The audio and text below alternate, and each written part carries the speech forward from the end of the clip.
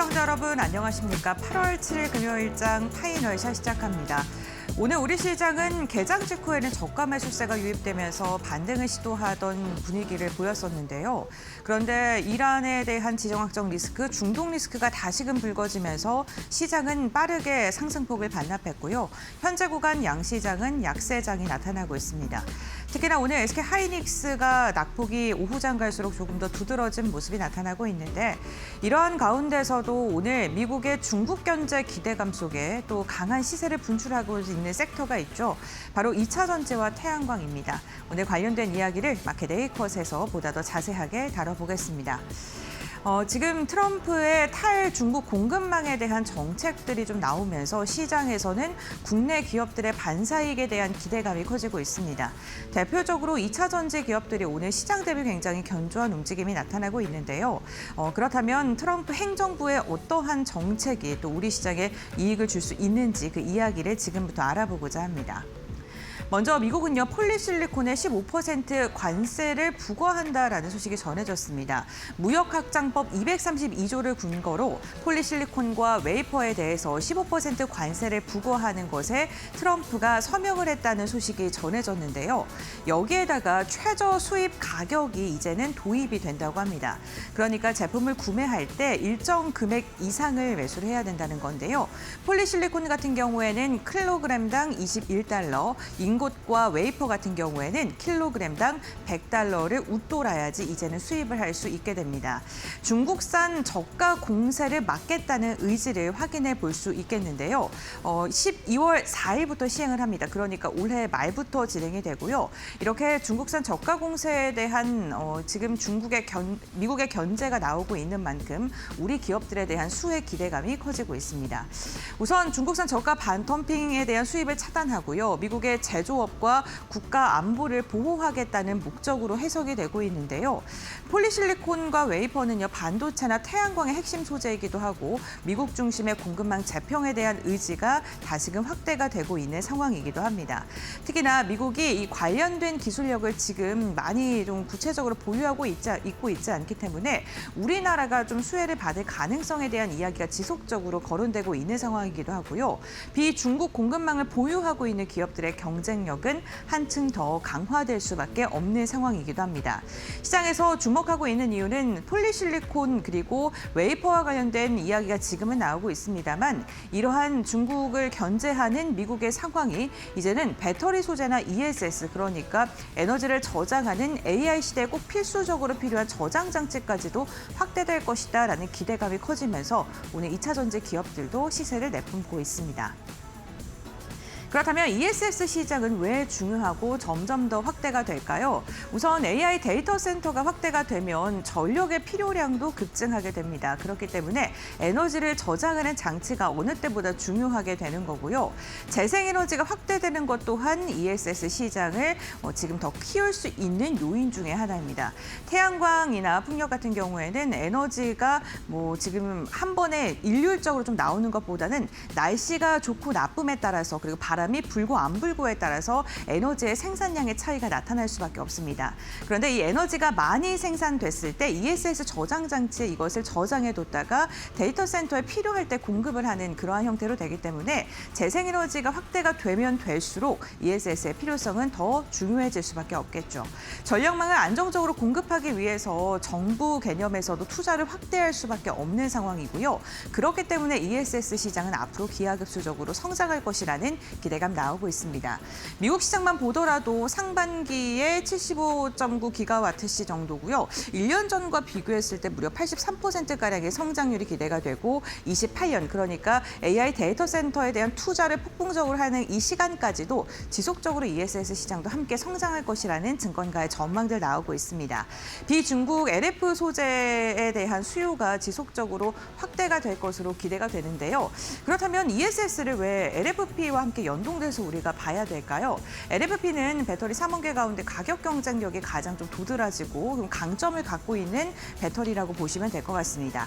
화재 위험이 상대적으로 낮고 안전성이 우수하다는 강점을 갖고 있고요. 충전과 방전 수명이 길어서 ESS에 적합하다라는 평가를 받고 있는데 이 LFP 배터리가요. 사실 중국이 굉장히 강점을 갖고 있는 분야이기 때문에 우리나라가 상대적으로 힘을 못 쓰는 듯한 분위기가 있었는데 이번에 미국의 견제로 인해서 이 시장을 우리나라가 파이를 확장할 수 있겠다라는 증권가의 긍정적인 시각들이 더해지고 있는 겁니다.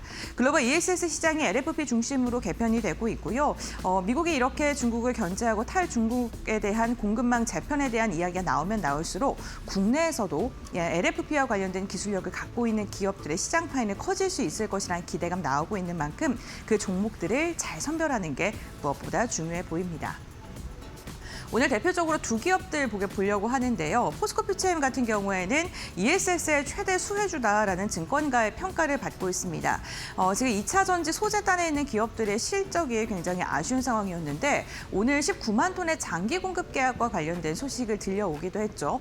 국내 배터리사와 양극재 공급 계약을 체결했다라는 소식이 들려왔고요. 19만 톤, 이거를 우리 돈으로 환산했을 때는 3조 원가량으로 지금 추산이 되고 있습니다.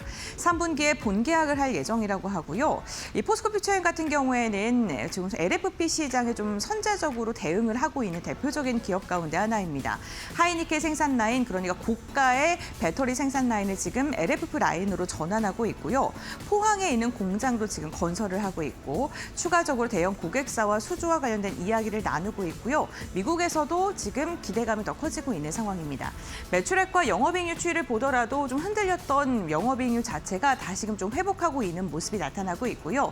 매출액 역시나 감소세에서 지금은 이 소폭의 반등을 시도하고 있다는 점. 올해부터 반등 시도를 좀 지속적으로 적자를 탈피하기 위한 여러 가지 방안들을 지금 구획하고 있다는 점을 조금 기억을 해주시면 좋을 것 같습니다. 다음 장 이어서 보도록 하겠습니다. 증권사에서도 이 LFP와 관련돼서 이 포스코 퓨처엠에 대한 긍정적인 평가가 나오고 있는데 이 표를 보게 된다면은 왜 포스코 퓨처엠을 주목해야 되는지를 확연히 아실 수 있을 것 같습니다. 지금 증권가에서 평가하고 있는 포스코 퓨처엠의 가장 큰 경쟁력은 음극재로 양극재를 판다 이렇게 한 줄로 정리할 수 있을 것 같은데요. 이 기업의 강점은 양극재와 음극재를 동시에 공급할 수 있는 기술력을 갖고 있다는 거고요. LFP 전구체를 확보하고 있다는 것 또한 시장에서는 긍정적으로 평가를 하고 있습니다. 그러니까 여러 가지 기술력을 동시에 갖고 있기 때문에 이 계약이 하나로만 그치는 게 아니라 음극재 계약을 체결하면 이게 양극재로까지 확산이 될 수 있고 서로에게 상호적으로 굉장히 도움을 줄 수 있는 관계다라고 보시면 될 것 같습니다. 포스코 퓨처엠의 가동률을 보게 되더라도 양극재와 음극재 모두 다 더 우상향할 것으로 기대가 되고 있는 상황이고요. 특히나 북미 공급망의 경쟁력을 갖고 있기 때문에 지금 트럼프 행정부에서 중국을 견제하고 있는 만큼 패키지 계약이 가능한 포스코 퓨처엠을 주목해 보자라는 이야기들 나오고 있으니까요. LFP 관련해서 좀 종목 보고 계시는 분들은 이 투자 전략도 한번 참고해 보시면 좋겠습니다. 이와 함께 어제 저희가 장 마감을 할 때 실적을 발표했던 LNF, LNF가 실적이 잘 나오면서 2차 전지 어떤 영향을 줄지 좀 잘 보셔야 된다라고 언급을 드렸었는데요. 2분기 흑자 전환에 드디어 성공을 했습니다. 매출액 같은 경우에는 8,850억 원으로 무려 70% 증가했고요. 영업이익 같은 경우에도 지난해 적자에서 흑자로 순이익은 더 좋아졌습니다. 500억 원이 넘어선 것으로 확인이 되면서 분기 최대 출하량을 기록하는 데 성공하기도 했는데요. 하이니켈 양극재 판매가 확대가 되면서 실적의 개선세가 더 좋게 나타난 것으로 확인이 됐습니다. 그런데 이 LNF가 이제는 LFP 시장 역시나 본격적으로 나올 것으로 보이는데요. 양극재 올해 출하 계획량을 좀 상회한 것으로 확인이 되고 있고 중장기 성장을 견인할 것으로 나타나고 있습니다. 하이니켈 양극재뿐만 아니라 이 LFP 쪽에서도 시장의 성장성을 함께 끌어가고 있기 때문에 실적 개선에 대한 기대감은 더 나타날 수밖에 없고요. 내년에는 5만 톤 이상 출하를 할 것으로 보입니다. 역시나 북미 ESS양 LFP 공급과 관련된 기대감이 커지고 있는 만큼 조금 더 좀 긍정적으로 지켜보셔도 좋을 종목일 것 같은데요. 오늘 증권가에서도 관련된 리포트가 많이 쏟아졌습니다. 다음 장 통해서 확인해 보겠습니다. 지금 오늘만 보더라도 5곳의 증권사에서 LNF에 대한 긍정적인 평가를 내놓았고요. 결국에는 공통적인 의견이 LFP가 지금 시장을 좀 성장축을 본격적으로 가져갈 것이다. 이렇게 보시면 좋을 것 같습니다. 공급의 본격화가 나타날 것이다. 본업도 견조하고 다름은 LFP다. 우려만 반영된 저평가다. 그리고 북미의 ESS 수요를 확대한다. 하반기 LFP의 검증이 시작된다. 그러니까 지금 실적의 개선세가 하이니켈을 통해서 이끌어지고 있다면 앞으로의 성장성은 LFP 쪽에서 나타날 것이다 라고 증권가에서는 공통적인 의견을 내놓고 있는 거고요. 분기 실적 전망치를 보더라도 그래도 이제는 좀 고른 견조한 버텨주는 모습이 나타날 것이라는 시장의 예상치를 확인해 볼 수 있겠습니다. 여러 가지 증권가에서 공통적으로 지금 이야기를 하고 있는 게 북미의 ESS 시장의 고성장이 지속이 되고 있는데 LNF가 수혜를 받을 수 있을 것이다 라고 내다보고 있는 거고요. 하반기 LFP 양극재가 본격적으로 공급이 될 것이고 27년에는 출하량이 급증할 것으로 예상되고 있는 만큼 실적의 개선세가 당분간 더 지속될 것이다 라고 전망을 하고 있습니다. 2차 전지 소재단에서도 LNF와 관련된 긍정적인 뷰가 참 많다는 것도 함께 확인을 해보시면 좋을 것 같습니다. 시장에서는 2차 전지 관련된 기업들에 대한 이야기가 참 많이 나오고 있습니다. 특히나 그동안 시장에서 실적이 좀 아쉽게 나왔던 만큼 흔들림이 컸던 그러한 종목들도 많았었는데요. ESS, 그러니까 AI 성장과 함께 엮여져 있는 종목들 잘 체크해 보시면서 투자 전략 세워보시면 좋겠습니다. 이렇게 마켓데이커 브리핑 마무리하도록 하고요. 그렇다면 이 시간 우리 시장의 움직임 함께 확인해 보겠습니다. 박세람 아나운서가 전해드립니다. 양시장이 반등하면서 출발을 했지만 이내 하락으로 전환하더니 아쉬운 흐름을 보여주고 있습니다. 최근에 코스피와 코스닥이 유례없는 급등락을 반복하고 있는데요. 이에 금융당국에서는 변동성을 완화시키기 위해 규제 강화에 박차를 가하고 있습니다. 실제로 단일 종목 레버리지 투자 상품에 대한 기준이 까다로워지기는 했지만 시장의 방향성이 뚜렷하게 잡히지 않은 만큼 변동성에 당분간은 유의하셔야겠는데요. 그렇다면 오늘 시장 어떻게 흘러가고 있는지 확인해 보도록 하시죠. 먼저 코스피 지수의 흐름부터 살펴보겠습니다. 어제 급락에 따른 저가 매수세가 들어오면서 코스피가 1% 상승세로 기분 좋게 출발을 했습니다. 하지만 이내 하락으로 전환하더니 6,100선까지 저점을 낮추기도 했는데요. 오늘 SK하이닉스를 비롯해서 시총 상위 종목들이 코스피 하락을 주도를 하고 있고요. 현재는 그래도 낙폭을 조금을 만회하면서 0.53% 떨어진 채 6,252.48포인트에서 흘러가고 있습니다. 오늘 SK하이닉스의 하락세가 훨씬 더 깊다는 점 말씀드리겠고요. 그래도 2차 전지주 단에서는 순환매가 돌아가면서 강세 흐름을 보이는 종목들이 많습니다. 대형 배터리주부터 시작을 해서 소재, 전고체 관련주들까지 오늘 코스피 시장을 지지하고 있고요. 오전장에서는 정유주와 금융주도 시장에서 살아남는 모습을 확인할 수가 있었습니다. 그렇다면 코스닥 지수의 흐름도 확인해 보도록 하시죠. 코스피가 이번 주 내내 좋은 흐름을 보이다가 오늘은 쉬어가고 있습니다. 현재 1.42% 떨어진 채 790.21포인트에서 움직이고 있는데요. 출발은 좋았습니다. 소폭 오름세 보이면서 시작은 했는데 이내 하락으로 전환되면서 지지부진한 흐름을 보여주고 있습니다. 오늘 코스닥에서는 전방위적으로 업종들이 하락세를 보이고 있다는 점 특징적이고요. 그래도 코스닥이 지난달 말에 630선까지 떨어졌는데 불과 일주일 만에 700대 후반 800선까지 회복하고 있다는 점은 긍정적입니다. 그리고 오늘 스페이스X 관련주 단에서는 두 자릿수의 급등세를 보이고 있다는 점도 참고하셔야겠습니다. 그렇다면 수급 체크해 보도록 하겠습니다. 먼저 코스피 매매 동향 확인해 보도록 하시죠. 어제 외국인이 3조 원 가까이 시장에서 물량들을 던져냈는데 오늘은 그래도 장 초반에는 매수세가 들어왔습니다. 하지만 오전 10시 반에 매도로 전환을 하면서 현재 6,800억 원 가까이 물량들을 팔아치우고 있습니다. 매도폭이 그렇게 크지 않다는 점은 참고하셔야겠고요. 기관이 현재 매수세 보여주면서 거의 6천억 원 가까이 사들이고 있습니다. 개인은 매수폭이 그렇게 크지는 않은데요. 940억 원 사들이면서 코스피를 지지하고 있습니다. 그렇다면 코스닥에서 또 매매 동향 확인해 보도록 하시죠. 오늘 메이저 주체의 수급이 계속 빠져나가고 있습니다. 기관이 어제 코스닥 시장을 잘 뒷받침해줬는데 현재 1,500억 원 가까이 팔자세 보여주고 있고요. 코스닥에서는 외국인이 이번 주 내내 매도 기조를 유지했다는 점은 참고를 하셔야겠습니다. 개인이 지수를 그나마 방어해내면서 3,782억 원 사들이고 있습니다. 그렇다면 이 시장을 움직이고 있는 이슈 확인해 보도록 하시죠. 오늘 2차 전지주들이 시장 대비했을 때 강세 흐름을 보여주고 있습니다. 이 북미 ESS 시장이 확대될 수 있다는 기대감이 커지고 있기 때문인데요. 일단 미국에서 중국의 이 배터리 의존도를 낮출 예정입니다. 실제로 공급망 재편도 빠르게 이루어지고 있는데요. 이에 국내 배터리 업체들이 새로운 수주를 따낼 수 있다는 기대감이 높아지고 있습니다. 여기에다가 국내 배터리 업체들의 하반기 공장 가동률도 높아질 것으로 보이고요. 전고체 배터리부터 시작을 해서 ESS까지 이 배터리 시장의 영역이 확장되고 있다는 점도 시장에서는 긍정적으로 평가하고 있습니다. 그렇다면 오늘 2차 전지주들 분위기 한번 확인해 보도록 하시죠. LG에너지솔루션 가장 대장주라고 할 수가 있겠죠. 3.04% 오름세 보여주고 있습니다.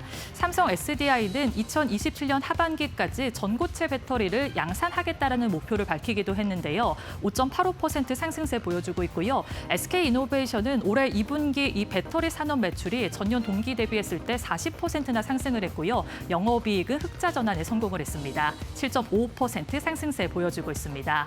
동아기업과 EV 첨단 소재도 현재 20%가 넘는 급등세 보여주고 있습니다. 그렇다면 그 다음 이슈 확인해 보도록 하겠습니다. 오늘 통신장비주와 광통신주들이 시장에서 잘 움직이고 있는데요. 호재 소식이 하나 있었기 때문입니다.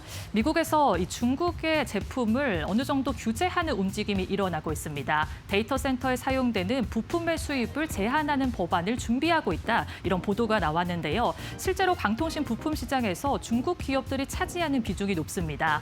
만약에 이 법안이 시행된다라면은 이제는 중국 기업들로부터 납품을 받지 못하기 때문에 국내 광통신 기업이라든가 통신장비 기업들이 반사 이익을 얻을 수 있다라는 전망이 나오고 있는데요. 그래서 오늘 관련주들을 중심으로 매수세가 잘 유입되고 있습니다. 그렇다면 현재 분위기 한번 확인해 보도록 하시죠.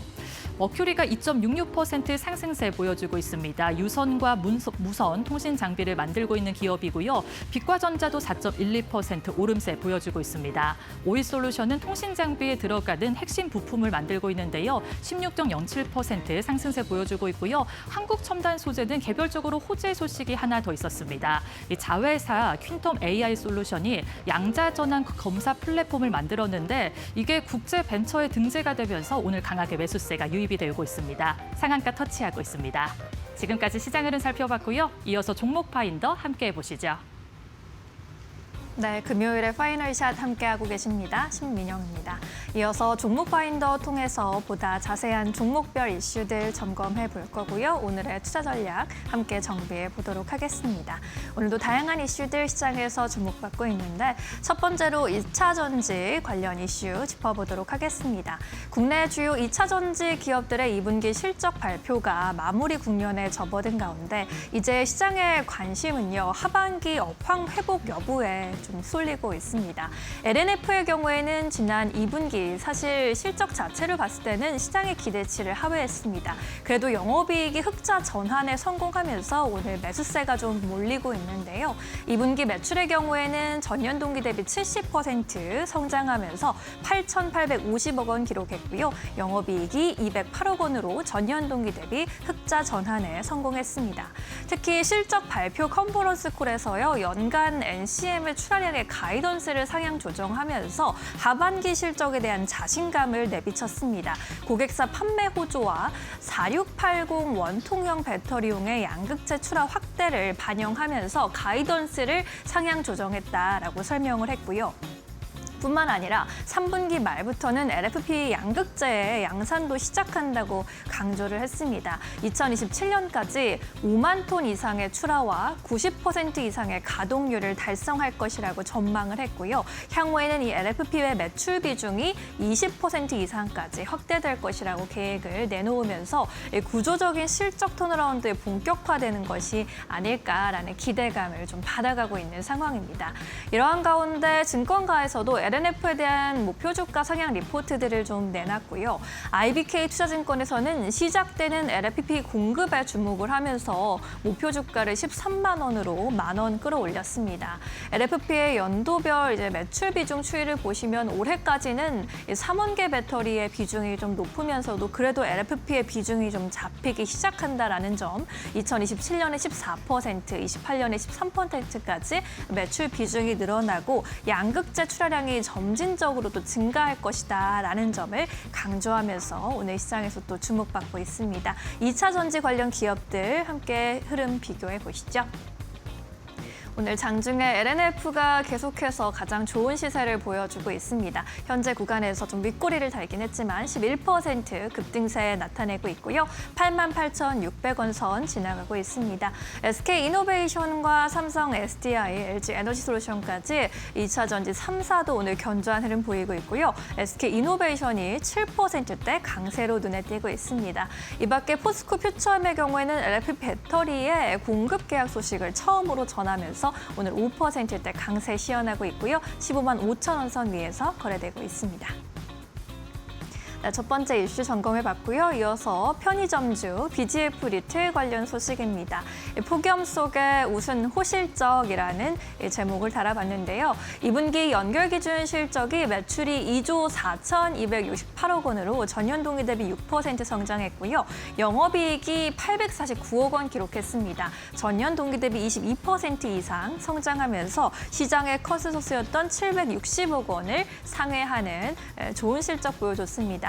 물류 파업에 따른 일회성 비용이 발생했는데 그럼에도 기존점의 성장률이 4% 수준으로 확대가 됐고요. 이에 따라 전체 실적 개선을 주도했습니다. 지난해보다 좀 비가 적게 왔다고 하죠. 강수 일수가 적었고 평균 기온이 높았고 소비 심리가 회복된 가운데 고유가 피해 지원금 지급 등의 이슈가 있었기 때문에 실적에 좀 기여한 것으로 보이고요. 또 외국인 관광객이 증가하면서 매출 증대 효과도 톡톡히 누린 것으로 보입니다. 호실적을 공개한 이후로 오늘 국내 증권사에서 11곳에서 모두 목표 주가 상향하는 리포트를 제시했는데요. NH투자증권에서 18만 원으로 목표 주가 올렸습니다. 2분기에 기대 이상의 실적을 보여줬다면서 날이 더워질수록 편의점이 좋다라고 강조를 했고요. LS증권에서는 20만 원, 올 3분기에도 양호한 흐름을 전망했습니다. 편의점의 시간이 왔다고 또 짚었고요. 대신증권에서도 20만 원까지 목표 주가 제시했습니다. 극성수기에 여름이 길어지고 있고 또 외국인 매출 효과가 커지면서 주가 리레이팅이 진행될 것이라는 전망입니다. 하나투자증권에서 가장 높은 목표 주가 21만 원 제시하고 있는데요. 올해와 내년까지 영업이익 전망치를 각각 8%, 11% 상향 조정하면서 목표 주가를 상향 조정했습니다. 상품의 경쟁력이 강화되고 있는 등 질적인 성장이 나타나면서 영업 레버리지 효과까지 기대된다라고 전망하고 있습니다. 오늘 편의점주 안에서 분위기 함께 점검해 보시죠. BGF 리테일이 단연 눈에 띄는 급등세 15만 1,400원까지도 올라와 있고요. 13%대 급등 흐름 유지하고 있습니다. GS 리테일도 7%대 강세 보이고 있는 가운데 다른 편의점주들은 좀 부진한 모습 확인되고 있고요. 롯데지주도 약보합권 흐름 지나가고 있습니다. 마지막 이슈로 넘어가 보도록 하겠습니다. 미국과 중국의 관세 전쟁이 여전히 현재 진행 중입니다. 끝내지 않고 있는 전쟁 속에서 트럼프 미국 대통령이 또 관세 카드를 꺼내 들었습니다. 도널드 트럼프 미국 대통령이 현지 시각 6일에 반도체 핵심 원료인 폴리실리콘의 파생 상품에 관세를 부과하는 내용의 행정명령에 서명을 했는데요. 중국이 장악하고 있는 폴리실리콘 시장에서 이제 미국이 공급망 을 재편하려는 또 다른 움직임으로 풀이가 되고 있습니다. 트럼프 대통령이 폴리실리콘 파생 상품의 수입이 미국의 국가 안보를 훼손할 위협이 되지 않도록 해당 수입품의 15%의 관세를 부과하는 것이 필요하고 또 적절하다고 판단한다라고 발언을 내놓았고요.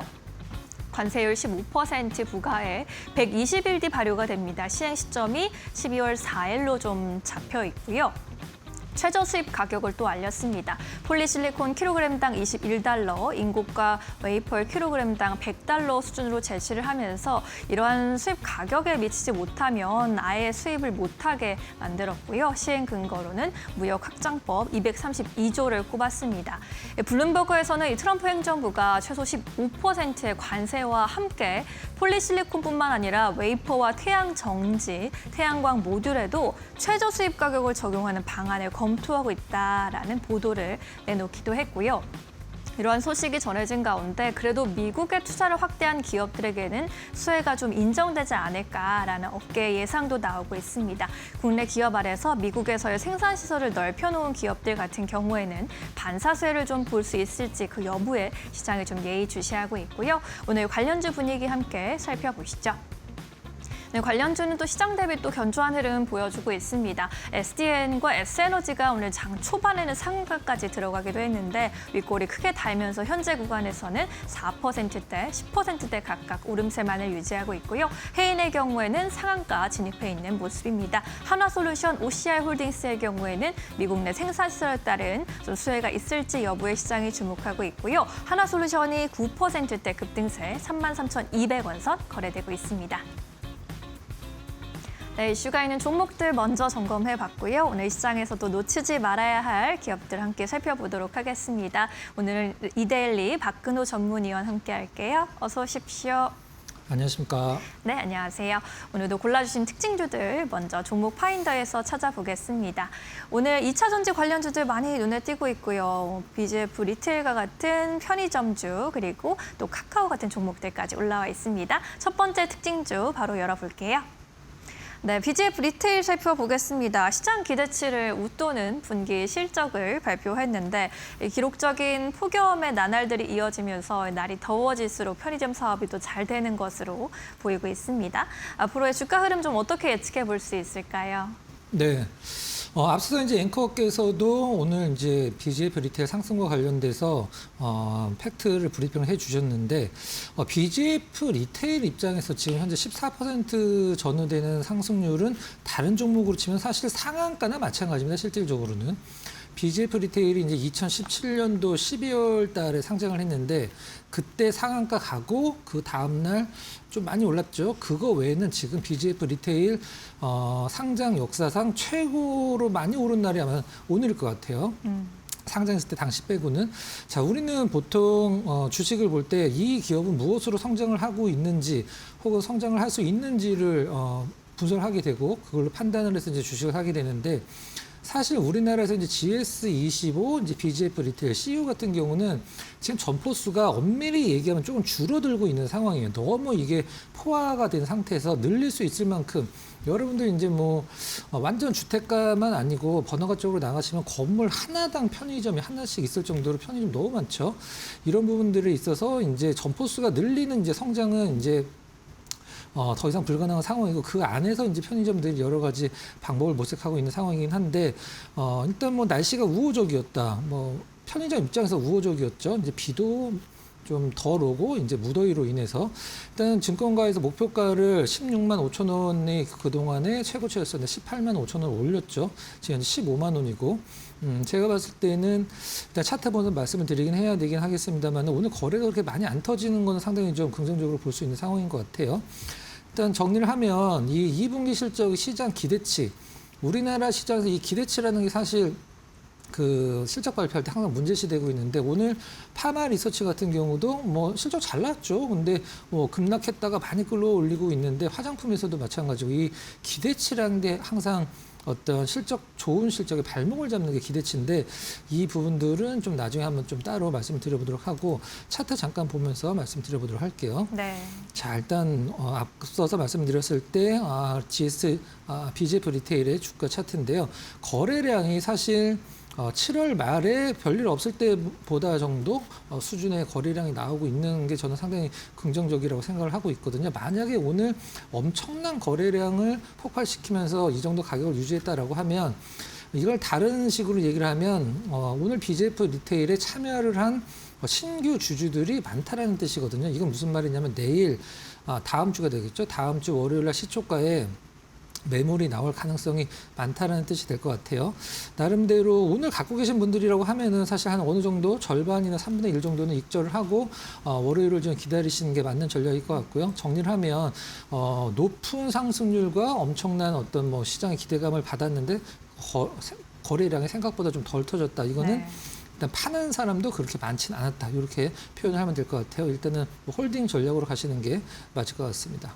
네, BGF 리테일에 대한 전략 함께 세워주셨고요. 2분기 이제 실적 괜찮았는데 하반기까지 이어질 수 있을지도 함께 체크해 보시면 좋겠습니다. 이렇게 첫 번째 특징주로 만나봤고요. 이어서 두 번째 특징주 살펴보도록 하겠습니다.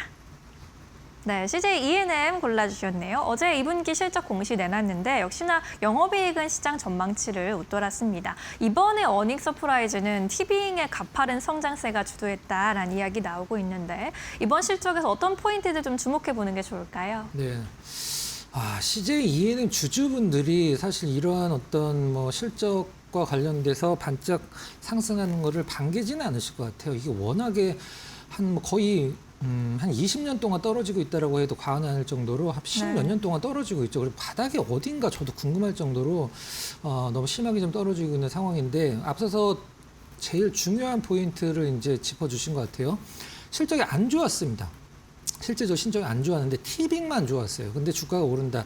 시장에서는 CJ E&M의 역설적으로 다른 부분들은 뭐 크게 기대를 안 한다라고 보는 게 맞겠죠. 네. 티빙만 주목을 하고 있는 상황이긴 한데 일단 영업이익이 이제 334억 정도 나왔는데 전망치가 300억 초반이었거든요. 311억이었었는데 한 20억 정도 더 나오면서 여기서도 이제 전망치, 추정치가 시장에서 얼마나 중요한 역할을 하는지가 일단은 뭐 드러나 있는 상황이긴 한데 순이익은 뭐 굉장히 많이 줄었습니다. 순이익은 80%가 감소를 했는데 뭐 영화, 드라마 이런 부분들 싹 다 안 좋았습니다. 티빙만 좋았어요. 티빙 부분만 좀 살펴보면은 티빙이 지금 현재 우리나라 기준으로 OTT 기준으로 이제 뭐 넷플릭스가 당연히 1등이죠. 1,600만 명 정도로 알고 있는데 월간 활성화 사용자가 그다음에 티빙이 한 980만 명.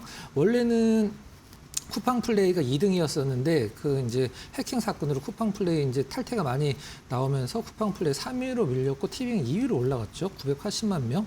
저도 970만 명 이 정도로 많은지 몰랐었는데 티빙을 또 남자분들이 좀 많이 보시거든요. 남자분들이 많이 보는 이유는 뭐 드라마는 여러 가지 또 있을 수 있긴 합니다만 프로야구, 우리나라 프로야구 전 경기를 중계를 해주는 게 티빙밖에 없기 때문에 네. 그 부분과 관련돼서 티빙이 상당히 좀 긍정적인 어떤 가입자 수를 좀 모집을 좀 했었죠.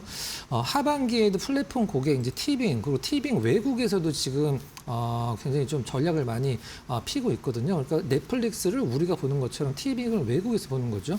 이 부분들이 앞으로 일단 뭐 CJ E&M의 일단 실적을 좀 좌지우지할 것 같아요. 차트 잠깐 보면서 지금 현재 과연 상황이 어떤지 한번 보도록 하겠습니다.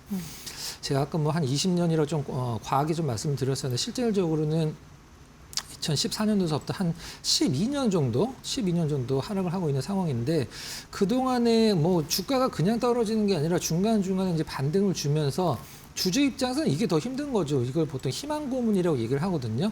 시장에서 CJ E&M에 관련된 리포트들 볼 때마다 바닥 잡았다는 얘기를 뭐 제 기준에서는 뭐 한 100번은 본 것 같습니다. 이번에도 실적 관련돼서 시장에서 어떤 식으로 판단을 할지는 조금 더 두고 봐야 하겠습니다만 여기서 가장 중요한 부분은 이제 뭐 긴 기간 동안 떨어져서 매물대가 많이 쌓여져 있긴 합니다만은 이 오랫동안 떨어지는 종목군들을 한번 매도 클라이막스가 한번 나와야 돼요. 정말로 이제 찐으로 팔 사람들이 다 파는 구간에 한번 나와야 되는데 최근에 그런 부분들도 좀 눈에 띄진 않죠. 물론 과거에 매도 클라이막스 관련된 어떤 느낌적인 거래량들이 나오긴 했습니다만은 반등 주려고 하다 다시 좀 내려왔는데 결국에는 실적이에요. 이제 일단 시가총액이 정말 많이 내려왔죠. 지금 1조 원도 안 됩니다. 시가총액이 7천억까지 내려왔는데 일단 그런 부분들과 관련해서 실적이 조금만 좋아진다라고 하더라도 시장에서 좀 반기는 분위기가 나올 수도 있긴 합니다만은 제가 봤을 때는 뭐 이런 단기 실적에 대한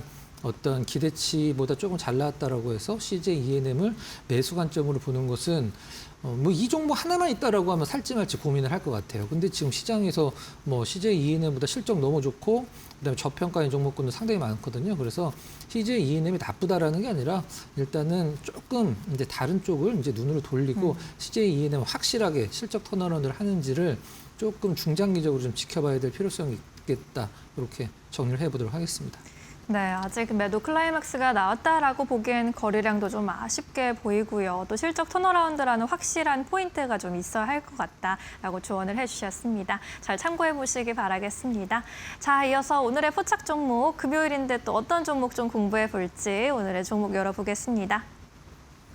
카카오 이 종목도 많이 흘러내렸는데 이번 주의 흐름 좀 꽤 양호했던 것 같아요. 이제는 좀 바닥을 잡았다라고 볼 수 있을까요? 카카오 수급 지금 굉장히 좋아지고 있죠. 외국인, 기관, 소위 말하는 쌍끌이 순매수가 오늘 강하게 들어오고 있는 상황인데 카카오 이제 실적 기반으로 오르고 있는 상황이긴 한데 카카오 실적 관련된 언론 보도에서 이런 타이틀이 계속 붙고 있죠. 주가는 6년 전 주가인데 실적은 역대 최고다. 이런 종목군들이 카카오가 사실 지금 성장주에 대한 잣대를 과거처럼 들이밀 수는 없는 상황이긴 합니다만 그래도 실적이 너무 좋아지고 있기 때문에 가격적으로 너무 메리트가 있는 상황이죠.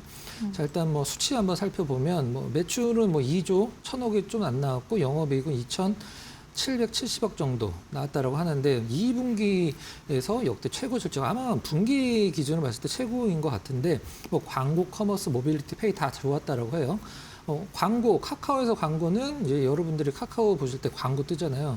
광고. 그다음에 커머스는 카카오 입장에서 커머스는 여러분들이 이제 카카오 선물하기 이런 거 있잖아요. 그게 이제 커머스. 그다음에 모빌리티는 당연히 택시가 되겠고 페이는 카카오페이 다 고루고루 좋았다라는 게 사실 조금 긍정적인 부분일 것 같고 네. 단기 순이익은 전년도 동기 대비해서 90% 가까이 89%가 빠졌습니다. 이건 약간 회계상의 어떤 수치라고 보시면 될 것 같은데 자, 일단 카카오 게임즈, 카카오 헬스케어 이 두 계열사와 관련돼서 손익 중단 영업손익으로 반영을 했다라고 해요. 이게 어떤 말이냐면 카카오 게임즈 지금 최대 주주 지위 잃었죠. 잃었다기보다는 팔았죠. 일본 쪽이죠. 그 재팬 라인 쪽에 이제 팔았고 카카오 헬스케어도 최대 주주에서 내려왔죠. 그러니까 이 카카오 헬스케어, 카카오 게임즈에 대한 수익이나 손실을 우리는 이제 적용시키지 않겠다. 이거라고 이제 보시면 될 것 같아요. 일단 AI와 관련돼서 여러 가지 노력을 하고 있긴 합니다만 아직은 시장에서 뚜렷하게 카카오와 AI를 연관지어서 생각할 수 없을 것 같아요. 자, 일단 본업이 잘 되고 있으니까 하여튼 다행이고요. 차트 한번 보도록 하겠습니다. 네. 자, 우리가 이제 카카오 봤을 때 그 코로나 때 언택트 관련주로 해서 네이버, 카카오가 사실 주가 흐름이 똑같이 움직일 정도로 상당히 많이 올랐고 이제 흘러내렸죠. 카카오, 네이버는 원래 전통적으로 금리 인상 얘기만 나오면 이제 떨어지기 시작하는 주식인데 사실 그 부분을 지금 신경 쓸 단계는 아닌 것 같아요. 워낙 많이 떨어져 있기 때문에. 앞서서 외국인 기관 동시 순매수 들어오고 있다라고 말씀드렸었는데 지금 화면에서 보시는 거는 이제 어제까지만 나오죠. 장 끝나면 오늘 게 표시가 될 때 오늘을 외국인 기관 동시 순매수 상당히 좋게 들어오고 있어요. 거래량도 나름대로 좀 차분하게 증가하고 있는 흐름 상당히 좀 고무적이라고 표현을 하고 싶고요. 전반적으로 차트는 완벽히 바닥을 잡았고 그다음에 실적도 좋아지고 있기 때문에 아주 큰 수익보다도 내가 좀 안정적으로 시장이 흔들려도 조금 한 안정적인 수익을 좀 작지만 확실하게 좀 내고 싶다. 그런 종목을 원하시는 분들이 딱 알맞춤이 아닐까. 카카오가 이렇게 생각이 돼서 좀 준비를 했어요. 예. 자, 매수 가격 현재가 무난하다라고 생각을 하고 있고요. 목표 가격은 지금 49,000원인데 48,000원 정도로 좀 목표 가격 좀 단기로 보니까 좀 짧게 잡아보도록 하고요. 손절 가격은 35,000원으로 횡보했던 가격대 정도로 설정을 해보도록 하겠습니다. 네, 카카오도 오랫동안 또 지켜보신 분들도 많으실 것 같은데요. 실적도 잘 나오고 수급도 이제 좀 돌아서고 있습니다. 앞으로의 흐름 좀 안정적으로 기대해 볼 수도 있겠다라고 조언 주셨습니다. 목표가 48,000원까지 바라보도록 할게요. 오늘 말씀은 여기까지 드릴게요. 고맙습니다.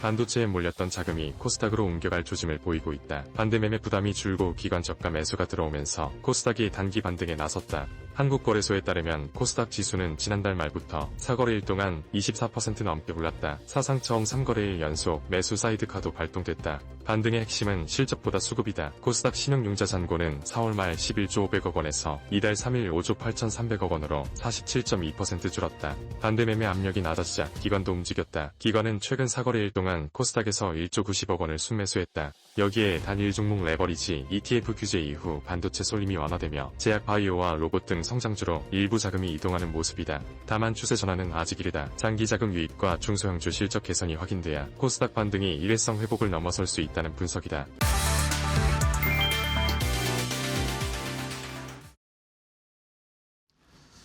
자, 섹터 대 섹터로 이어가겠습니다. 오늘 시장 한 주의 마지막 금요일인데 코스피가 코스닥도 그렇고요. 오늘은 그닥 좋은 모습은 보여주지 못하고 있습니다. 특이한 부분이 삼성전자는 상승부를 켜고 있는데 SK하이닉스가 오늘 여러 가지 좀 안 좋은 이야기들이 여기저기서 좀 나오고 있습니다. 솔리다임 IPO 이야기도 그렇고 HBM을 엔비디아에 굉장히 낮은 가격에 공급하고 있다. 이런 이야기들도 썰이 나오면서 과연 주주환원책으로 이걸 만회할 수 있을까라는 그런 약간의 부담들이 좀 생기는 것 같습니다. 이러면서 SK하이닉스는 낙폭이 좀 깊게 나오고 있는 상황. 반면에 반사 이익을 얻는 것인지 삼성전자는 오늘 견조한 흐름을 나타내고 있습니다. 자, 막판에 그래도 코스피, 코스닥 모두 하락폭을 조금씩 줄여가고는 있는데 그럼 오늘 시장에서 어떤 섹터가 좋은 선방을 하고 있고 어떤 섹터는 좀 아쉬운지 하나씩 알아보고 종목까지 선정해 보도록 하겠습니다. 오늘은 보넥스트 투자자문의 나현진 대표와 함께하겠습니다. 대표님 안녕하세요. 네. 네, 반갑습니다. 자, 나현진 대표님과 오늘의 섹터 대 섹터도 확인해 보겠습니다. 어떤 섹터가 오늘 좋은 흐름을 나타내고 있는지 하락하는지 첫 번째 섹터 대 섹터입니다. 자, 첫 번째로 상승하는 섹터는 오늘 태양광 섹터가 좋습니다. 태양광은 지금 미국에서도 중국의 폴리실리콘 태양광 좀 제재할 거다라는 이야기들이 나오면서 반사수에도 기대가 되고 계속해서 대체 에너지 이야기들도 나오고 있고 우리 시장에서도 좋은 반응을 나타내고 있고요. 반면에 하락하는 섹터는 이번 주에 그래도 좋은 섹터 중에 하나였죠. 로봇 섹터가 오늘도 조금 쉬어가고 있습니다. 어제와는 또 다르게 하락하는 종목들이 조금 더 많이 나오고 있는 상황입니다. 자, 그럼 먼저 상승 섹터, 태양광 섹터가 오늘 좋은데요, 대표님. 태양광은 대체 에너지 말씀드린 것처럼 이야기도 있고 미국에서의 제재 이야기도 있고 ESS를 포함해서 어쨌든 AI 데이터 센터에도 친환경 대체 에너지 필요하다. 여러 가지 이야기들이 나오는데 대표님은 어떻게 앞으로 보고 계신가요? 네, 태양광 관련해서는 우리나라 업체의 이제 좀 긍정적인 뉴스로 계속해서 작용이 되고 있는 상황입니다. 미국에서 이제 그 폴리실리콘을 이용해서 관세를 매긴다고 하는 부분, 그러니까 15%의 관세를 매긴다고 하는 부분이 있는데 여기에서 생길 수 있는 이제 반사이익 우리나라 특히 OCI 홀딩스가 가장 좀 유력하게 이제 볼 수 있겠고요. 이 부분의 관세를 매기는 부분도 중국을 향해서 이제 어느 정도 이제 타겟팅된 이제 제재로 판단해 볼 수 있겠습니다. 그 외에는 독일이나 미국 쪽 기업들 외에 우리나라 기업이 이제 거의 세계에서도 유일한 기업 중에 하나인데 현지 생산을 현재 확대하고 있는 분위기까지 감안을 한다면 우리나라 기업들에게 조금 더 특혜가 돌아갈 수 있는 측면도 있을 수 있다 말씀을 드리고요. 미국이 중국 태양광 소재에 관해서 이제 어느 정도 계속해서 타겟팅하고 있다는 점, 이 부분이 우리나라의 반사 수혜로 작용이 될 수 있겠습니다. 앞으로 태양광 관련해서는 AI 데이터 센터 관련한 부분에 전력 수요 확대 그리고 신재생 에너지에 대한 이제 투자 확대까지 기대를 해볼 수 있어서 현 시점에서 유가 불안으로 인한 불안 요인도 좀 어느 정도의 신재생 에너지로의 이동까지도 감안해 볼 수 있을 것 같습니다. 그래서 이런 기대감이 동시에 반영이 되고 있는 모습이라고 볼 수 있겠고요. 특히 AI 데이터 센터 향으로 들어가는 태양광 관련한 부분은 이제 현재 그러니까 태양광이 아니라 이제 전력 인프라 관련해서 데이터 센터에서 필요로 하고 있는 정도의 전력 수요를 전부 다 공급해 줄 수가 없다는 부분도 한계가 있다는 점입니다. 그래서 눈을 돌리고 있는 분야가 ESS와 신재생에너지, 태양광 발전을 함께 패키지로 해서 전력을 공급하고 있는 방법을 계속해서 확대해 나가고 있는데 이 부분이 북미에서는 자연스럽게 확대가 되고 있는 상황입니다. 우리나라 쪽으로의 기대감도 같이 들고 있어서 태양광 관련해선 꼭 북미 쪽의 호재나 아니면 관세 영향 그리고 중국 기업들에 대한 반사이익 외에도 국내에서의 그 활용도도 좀 더 높아질 수 있다는 점도 체크해 봐야 될 것 같습니다. 네, 알겠습니다. 자, 이렇게 태양광은 점점 좋은 이야기들이 많이 나오고 있습니다. 관련 종목들이 뭐 변동성이 좀 있는 상황이긴 한데 그래도 그 안에서 또 좋은 종목들은 지금 오늘도 시세를 분출을 하고 있는 뭐 상승폭이 많이 줄었다가 막판으로 오니까 또 다시 막 올라오고 있는 종목들이 많습니다. 자, 상승 섹터, 태양광 섹터 좋은 흐름을 나타내고 있고 이번에는 하락 섹터인데요. 자, 로봇주 한번 또 판단을 해봐야 되겠습니다. 로봇주는 뭐 앞으로의 미래 성장성, 앞으로의 피지컬 AI로 간다라는 뭐 대전제, 그 큰 그림은 알겠는데 그 사이에 이제 변동이 너무 심하니까 또 최근에 조정도 많이 받았고요. 이러니까 이제 로봇을 또 섣불리 투자하기가 겁난다 하시는 시청자분들, 개인 투자자분들도 많으신데 대표님은 어떻게 좀 전략 알려주실래요? 네, 어제부터 이제 조금 로봇주도 수급이 이탈되고 있는 네네. 모습이 나오기 시작했습니다. 최근 들어서 급등했던 영향을 가장 많이 받았다고 볼 수 있겠고요. 그리고 또 한 가지가 중국의 유니트리가 20일을 전후해서 이제 상장할 예정인데 한 12조 정도를 이제 자금을 조달하고 이제 시가총액을 한 12조 정도로 이제 기업 가치를 평가를 받고 상장을 할 것으로 예상하고 네네. 있습니다. 현재 시점에서 휴머노이드나 사족 보행 로봇 관련해서도 유니트리가 뭐 글로벌 1위를 하고 있기 때문에 여기서 생길 수 있는 기업 가치에 대한 평가가 우리나라 기업에도 영향을 미칠 수 있다고 보고 있습니다. 그렇지만 지난번에 이제 뭐 스페이스X의 상장에서도 그랬고 그리고 하이닉스의 ADR 상장에서도 그랬고 이제 계속해서 어떤 그 큰 기업들 상장을 해나갈수록 거기에 대한 기대치는 나올 수 있지만 기대 외에도 이제 창신 메모리도 상장을 하고 나서 오히려 우리나라 기업에는 좋은 소식은 또 아니었던 네네. 부분이 있습니다. 유니트리도 이번 상장 이후에 또 자금 조달된 부분을 가지고 재투자를 하고 그 현재도 액추에이터를 포함해서 일본 부품 기업에 대한 의존도를 상당히 낮추고 거의 대부분 내재화를 하기 시작하면서 여기서 생길 수 있는 기술적인 우위가 우리나라 기업과의 기술 격차를 벌여나가는 쪽으로 방향을 잡게 된다면 향후에 유니트리 상장 이후로 우리나라 기업의 로봇 관련한 기업들, 특히 부품 관련한 부분에 대해서 경쟁력이 조금 약화될 수도 있지 않을까라는 우려가 조금 선제적으로 반영되고 있는 모습인 것 같습니다. 그리고 또 한 가지 미국 쪽으로의 이제 수출은 좀 더 늘어나고 중국 기업에 대한 제재가 확대될수록 반사이익은 기대할 수 있겠지만 여기에서 현 시점 관련해서 이제 뭐 양산이라던가 그리고 로봇에 들어가는 부품에 대해서 매출로 인식되기까지의 거리가 아직까지도 있기 때문에 이 부분에 대해서도 고밸류 이제 성장주에 대한 이제 단기적인 가격 부담이 조금 나오고 있는 상황입니다. 현재 가장 많이 올랐었던 뭐 감속기 관련한 부분, 뭐 SPG나 SBB테크, 로보티즈 같은 종목들은 약세를 나타내고 있고 레인보우 로보틱스나 그동안 강세를 나타냈던 클로버도 좀 약한 모습을 나타내고 있습니다. 그에 반해서 약간 좀 특이한 점이라고 한다면 네. 로보스타가 오늘 그래도 많은 로봇주 중에서 조금은 강한 모습을 나타내고 있는데요. 네. 이 부분은 아무래도 이제 LG그룹이 현재 엔비디아와 피지컬 AI 관련한 부분에 대한 이슈가 기대감이 나오고 있으면서 가장 연관도가 높았던 종목 로보스타의 강세가 상대적으로 조금 돋보이는 하루다라고 말씀드리겠습니다. 그래서 로봇 관련한 섹터에서의 뭐 현재까지의 좀 단기적인 수급 이탈 그리고 단기적인 반등 이후의 조정세는 자연스러운 현상이지만 로보스타 같은 경우를 포함해서 이제 일부 종목들은 아직도 좀 강한 모습을 보이고 있다는 점에서는 뭐 로봇 섹터 자체를 부정적으로 볼 필요는 없다 보고 있습니다. 네, 알겠습니다.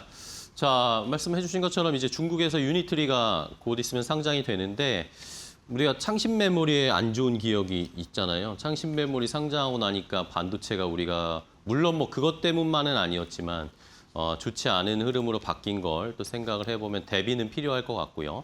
뭐 공교롭게 태양광도 그렇고 로봇도 그렇고 다 중국을 제재하겠다라는 미국의 그런 입장에서 또 반등이 나오는 그런 시장의 분위기가 계속 연출이 되고 있습니다. 자, 그러면은 뭐 하락 말고 상승 섹터에서 그러면 종목을 좀 체크를 해보면 좋을 것 같은데 태양광도 어쨌든 앞으로의 미래 성장성 기대감은 계속 있습니다. 어떤 종목을 좀 보고 계세요? 네, 하나솔루션입니다. 하나솔루션, 네. 네, 태양광 쪽에서는 OCI 홀딩스와 하나솔루션이 거의 대표적인 종목이라고 그렇죠. 볼 수 네. 있겠는데요.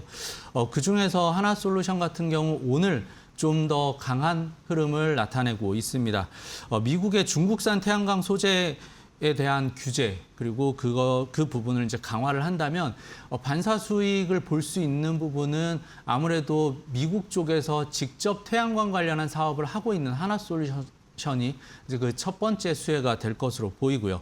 미국의 조지아 공장을 포함해서 태양광 생산 기지를 확대해 나가고 있다는 점도 앞으로 관세 관련한 이슈가 나오게 되더라도 미국 현지에서 생산한 부분에 대한 관세까지 매기진 않기 때문에 여기서 생길 수 있는 공급망 경쟁력을 가질 수 있다는 점도 긍정적으로 볼 요인이 되겠습니다. 그래서 하나솔루션 같은 경우 태양광 사업 실적이 회복되고 있고 정책적인 모멘텀이 반영이 되고 있어서 뭐 긍정적인 흐름 계속해서 이어질 것으로 보이고 최근 유증 관련한 부분도 이제 노이즈가 있었지만 이 부분에 대해서 유증 규모를 이제 대폭 축소를 하기로 하면서 이제 이 가격적인 부담이나 물량 부담도 조금은 덜 수 있다는 점도 긍정적으로 볼 요인이 되겠습니다. 최근에 주가 하락이 크게 나왔었던 부분 그리고 연초 대비해서도 주가가 크게 내려와서 연초 그 작년 말 가격보다도 더 낮은 가격에서 이제 상승이 나오기 시작했습니다. 네. 그래서 현 시점 이제 아직 오늘 고점까지 본다면 좀 가격 부담이 있는 위치가 되겠지만 오늘 고점은 한 거의 37,000원 정도가 넘어서는 상황이 나왔었고요. 그리고 다시 오늘 시가 정도 수준까지 내려오면서 뭐 가격적인 부담도 어느 정도는 덜었다. 볼 수 있습니다. 확실하게 60일선을 안착을 하면 더 좋겠지만 이 부분 전에도 어느 정도의 가격 메리트 기대해 볼 수 있어 보입니다. 네, 알겠습니다.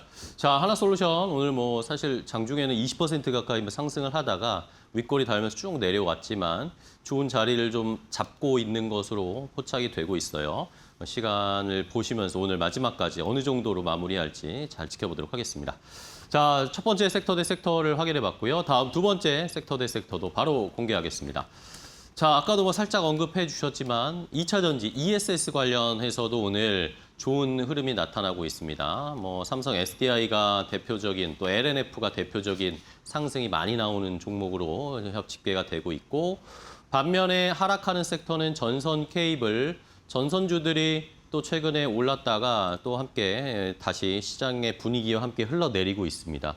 자, 뭐 이쪽도 어떻게 보면 또 미국의 제재, 이 중국의 제재에 수혜를 받는 그런 업종이 분위기는 또 상반되는 모습인데 자, 일단 2차 전지부터 좀 볼까요? 오늘 2차 전지 뭐 포스코 퓨처엠 수주 소식도 있었고 뭐 저도 오늘 찾아보니까 2차 전지를 사야 된다라는 그런 리포트들도 오늘 좀 많이 나오던데 2차 전지 배터리 쪽은 대표님은 어떻게 보세요? 네, 오늘 나온 이제 호재도 있겠지만 이제 그 2차 전지 관련해서는 아무래도 이제 북미양 ESS 시장의 확대가 가장 오늘 장에서 영향을 네네. 많이 미치고 있는 것 같습니다.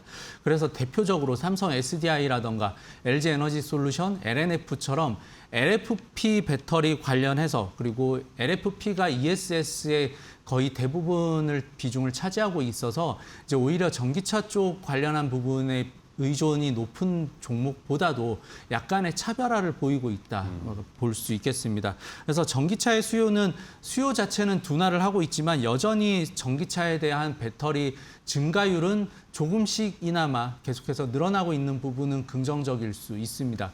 그렇지만 향후 2차 전지의 주가 주가의 움직임을 이제 결정짓는 요인으로 본다면 아무래도 ESS 시장이 가장 중요한 시장이 될 것으로 보이고요. 이 부분에 대해서 이제 최근까지도 뭐 삼성 SDI가 대표적인 종목인데 최근까지 낙폭이 상당히 크게 나왔었습니다. 그래서 이런 2차 전지 관련한 대표주 중에서 그리고 저가 매수세의 유입도 어느 정도 나오고 있다 볼 수 있겠고요. 그리고 LFP 관련한 의존도와 비중이 높은 종목 위주로 약간 차별화가 되고 있는 점도 선별적인 반등 흐름 이렇게 해서 볼 수 있다는 점도 체크를 해야 될 것 같습니다. 네, 알겠습니다. 자, 점점 ESS에 대한 비중이나 수요가 커지고 있고 이런 것들이 또 실적 개선으로 숫자가 하나씩 나타나니까 뭐 삼성 SDI도 흑자 전환 이야기 나오고 이런 것들로 살짝 이제 반도체가 쉬어가니까 2차 전지 쪽에 대해 관심이 쏠리고 있는 그런 시장의 분위기입니다. 자, 이번에는 하락 섹터를 볼 텐데요. 전선 케이블 쪽은 어쨌든 뭐 AI 데이터 센터 관련돼서 인프라 쪽에 최근에 뭐 변동이 너무 심합니다. 뭐 전선주, 케이블주도 마찬가지인데 이쪽 AI 인프라 쪽은 어떻게 대응하고 계세요? 전선 케이블 관련한 부분도 조금 수급의 그 이탈이 계속해서 네네. 나오거나 아니면 수급의 급등락이 계속 나오고 있는 섹터 중에 하나입니다.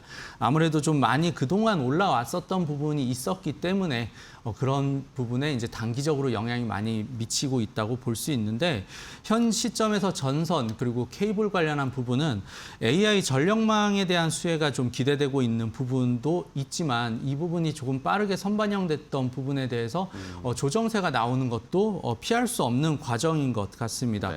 전선주 관련해서는 오늘 네이버에서의 실적에서도 볼 수 있겠지만 이 부분 이제 AI 데이터 센터에 관한 확장 부분 그리고 인프라에 대한 투자를 네이버에서 공격적으로 하겠다고 그 실적 발표에서도 나왔습니다. 이런 부분이 네이버에서는 좀 안 좋게 보일 수 있겠지만 아무래도 현금 흐름이 나가는 부분이다 보니까 안 좋게 영향을 미칠 수 있겠지만 전선 케이블을 포함해서 AI 데이터 센터 향으로의 이제 비중 의존도가 높은 종목들 위주로는 오히려 안심할 수 있는 그 호재로 볼 수 있다는 점도 체크해 봐야 될 것 같습니다. 그래서 현재 전선 반등 이후에 이제 좀 매물 부담, 단기적인 변동성 확대 측면에서 오늘의 하락세를 평가해 보겠습니다. 네. 자, 결국에는 우리나라에서도 이제 데이터 센터 짓는 것, 이제 데이터 센터를 준공하고 건설하는 것에 대한 움직임들이 하나씩 나오고 있죠. 기대감만으로 주가가 가는 게 아니라 이게 현실화되는 게 주가에도 반영이 어느 정도가 될지 그게 이제 앞으로의 중요한 변수인 것 같습니다. 자, 그러면 하락 섹터 전선 케이블 어쨌든 앞으로의 이 전선 수요, 뭐 실적 이런 것들은 개선될 가능성이 높은데 이 중에서 종목을 하나 한번 선정을 해주시면 좋을 것 같아요. 네, 전선 케이블에서는 뭐 현재까지 흐름을 봐도 가온전선이 가장 좋은 흐름을 보이고 있고요.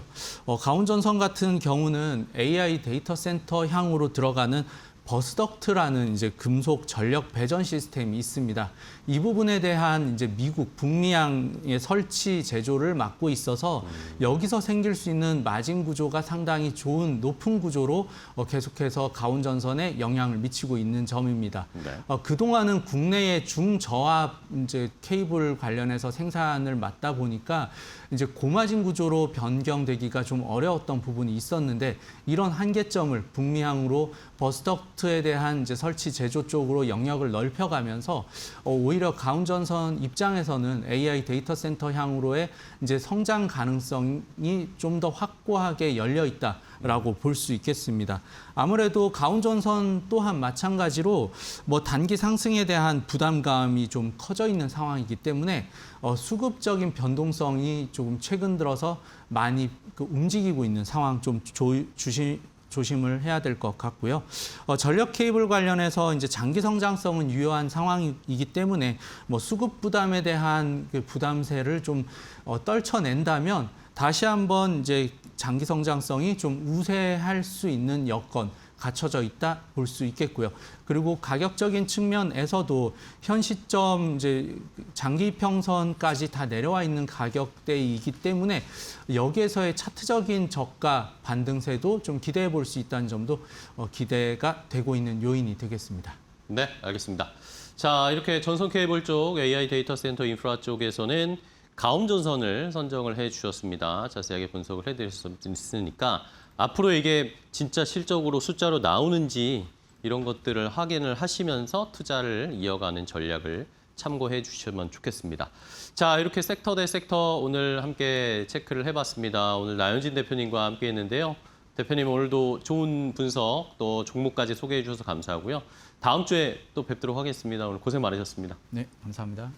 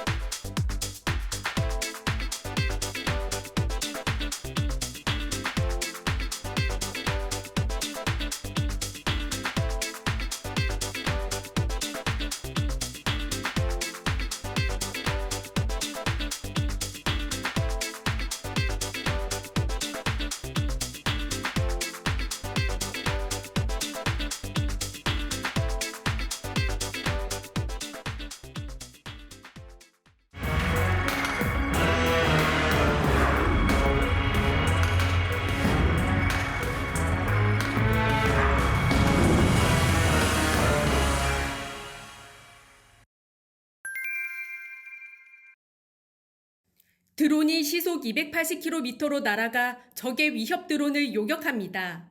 파일럿의 개입 없이 표적을 스스로 식별하고 정확하게 격추까지 수행합니다. 코스닥 시장 입성에 도전하는 AI 자율 비행 드론 기업 니어스랩의 요격 드론입니다.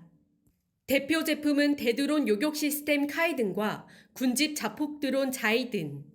이들 제품에는 드론이 주변을 인식하고 자동으로 비행하는 AI 자율 비행 기술이 적용됐습니다. 풍력 발전기 안정 점검용 AI 드론으로 사업을 시작한 니어스랩은 방위 산업으로 영역을 빠르게 넓히고 있습니다. 많은 드론 제품군 중에서도 대드론 하드킬은 가장 높은 수준의 피지컬 AI 기술을 요구하고 있고 니어스랩의 강점이 가장 잘 발현되는 곳이다 보니 저희는 방산에서 검증되고 해외 실적을 갖추고 있는 카이든 제품으로 빠르게 민간에서의 방호 시장으로 확장하려고 준비하고 있습니다. 기술력은 해외에서도 인정받고 있습니다. 전체 매출의 약 90%가 해외에서 발생됩니다. 지난해에는 아랍에미리트군과 1,000만 달러 규모의 자이든 공급 계약을 체결하며 해외 방산시장 공략에 속도를 내고 있습니다.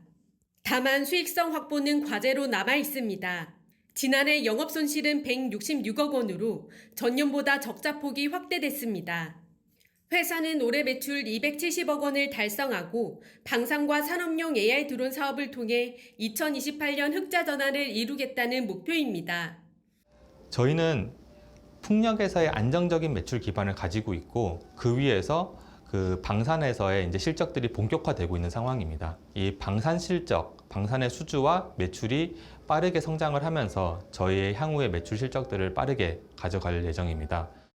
니어스랩은 오는 12일부터 13일까지 일반 청약을 진행하며 희망 공모가는 3만 원에서 4만 1,200원입니다. 이데일리 TV 이지은입니다.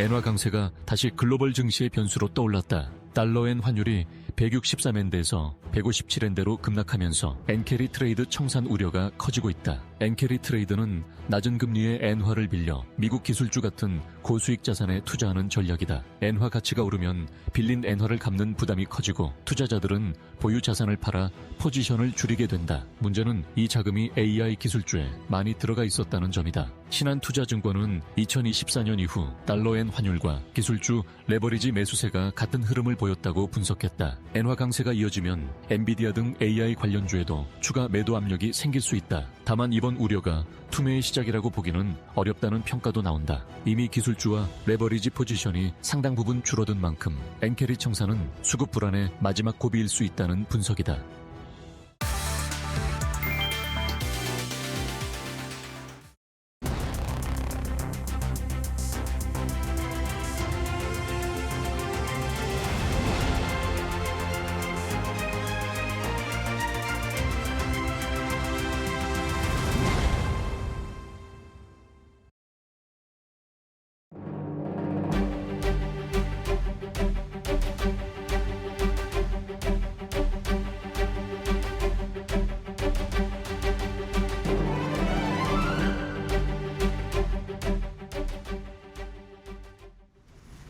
네, 국내 증시 참 답답한 흐름 이어가고 있습니다. 오늘도 시장은 상승과 하락을 오가면서 변동성이 나타나고 있는데요.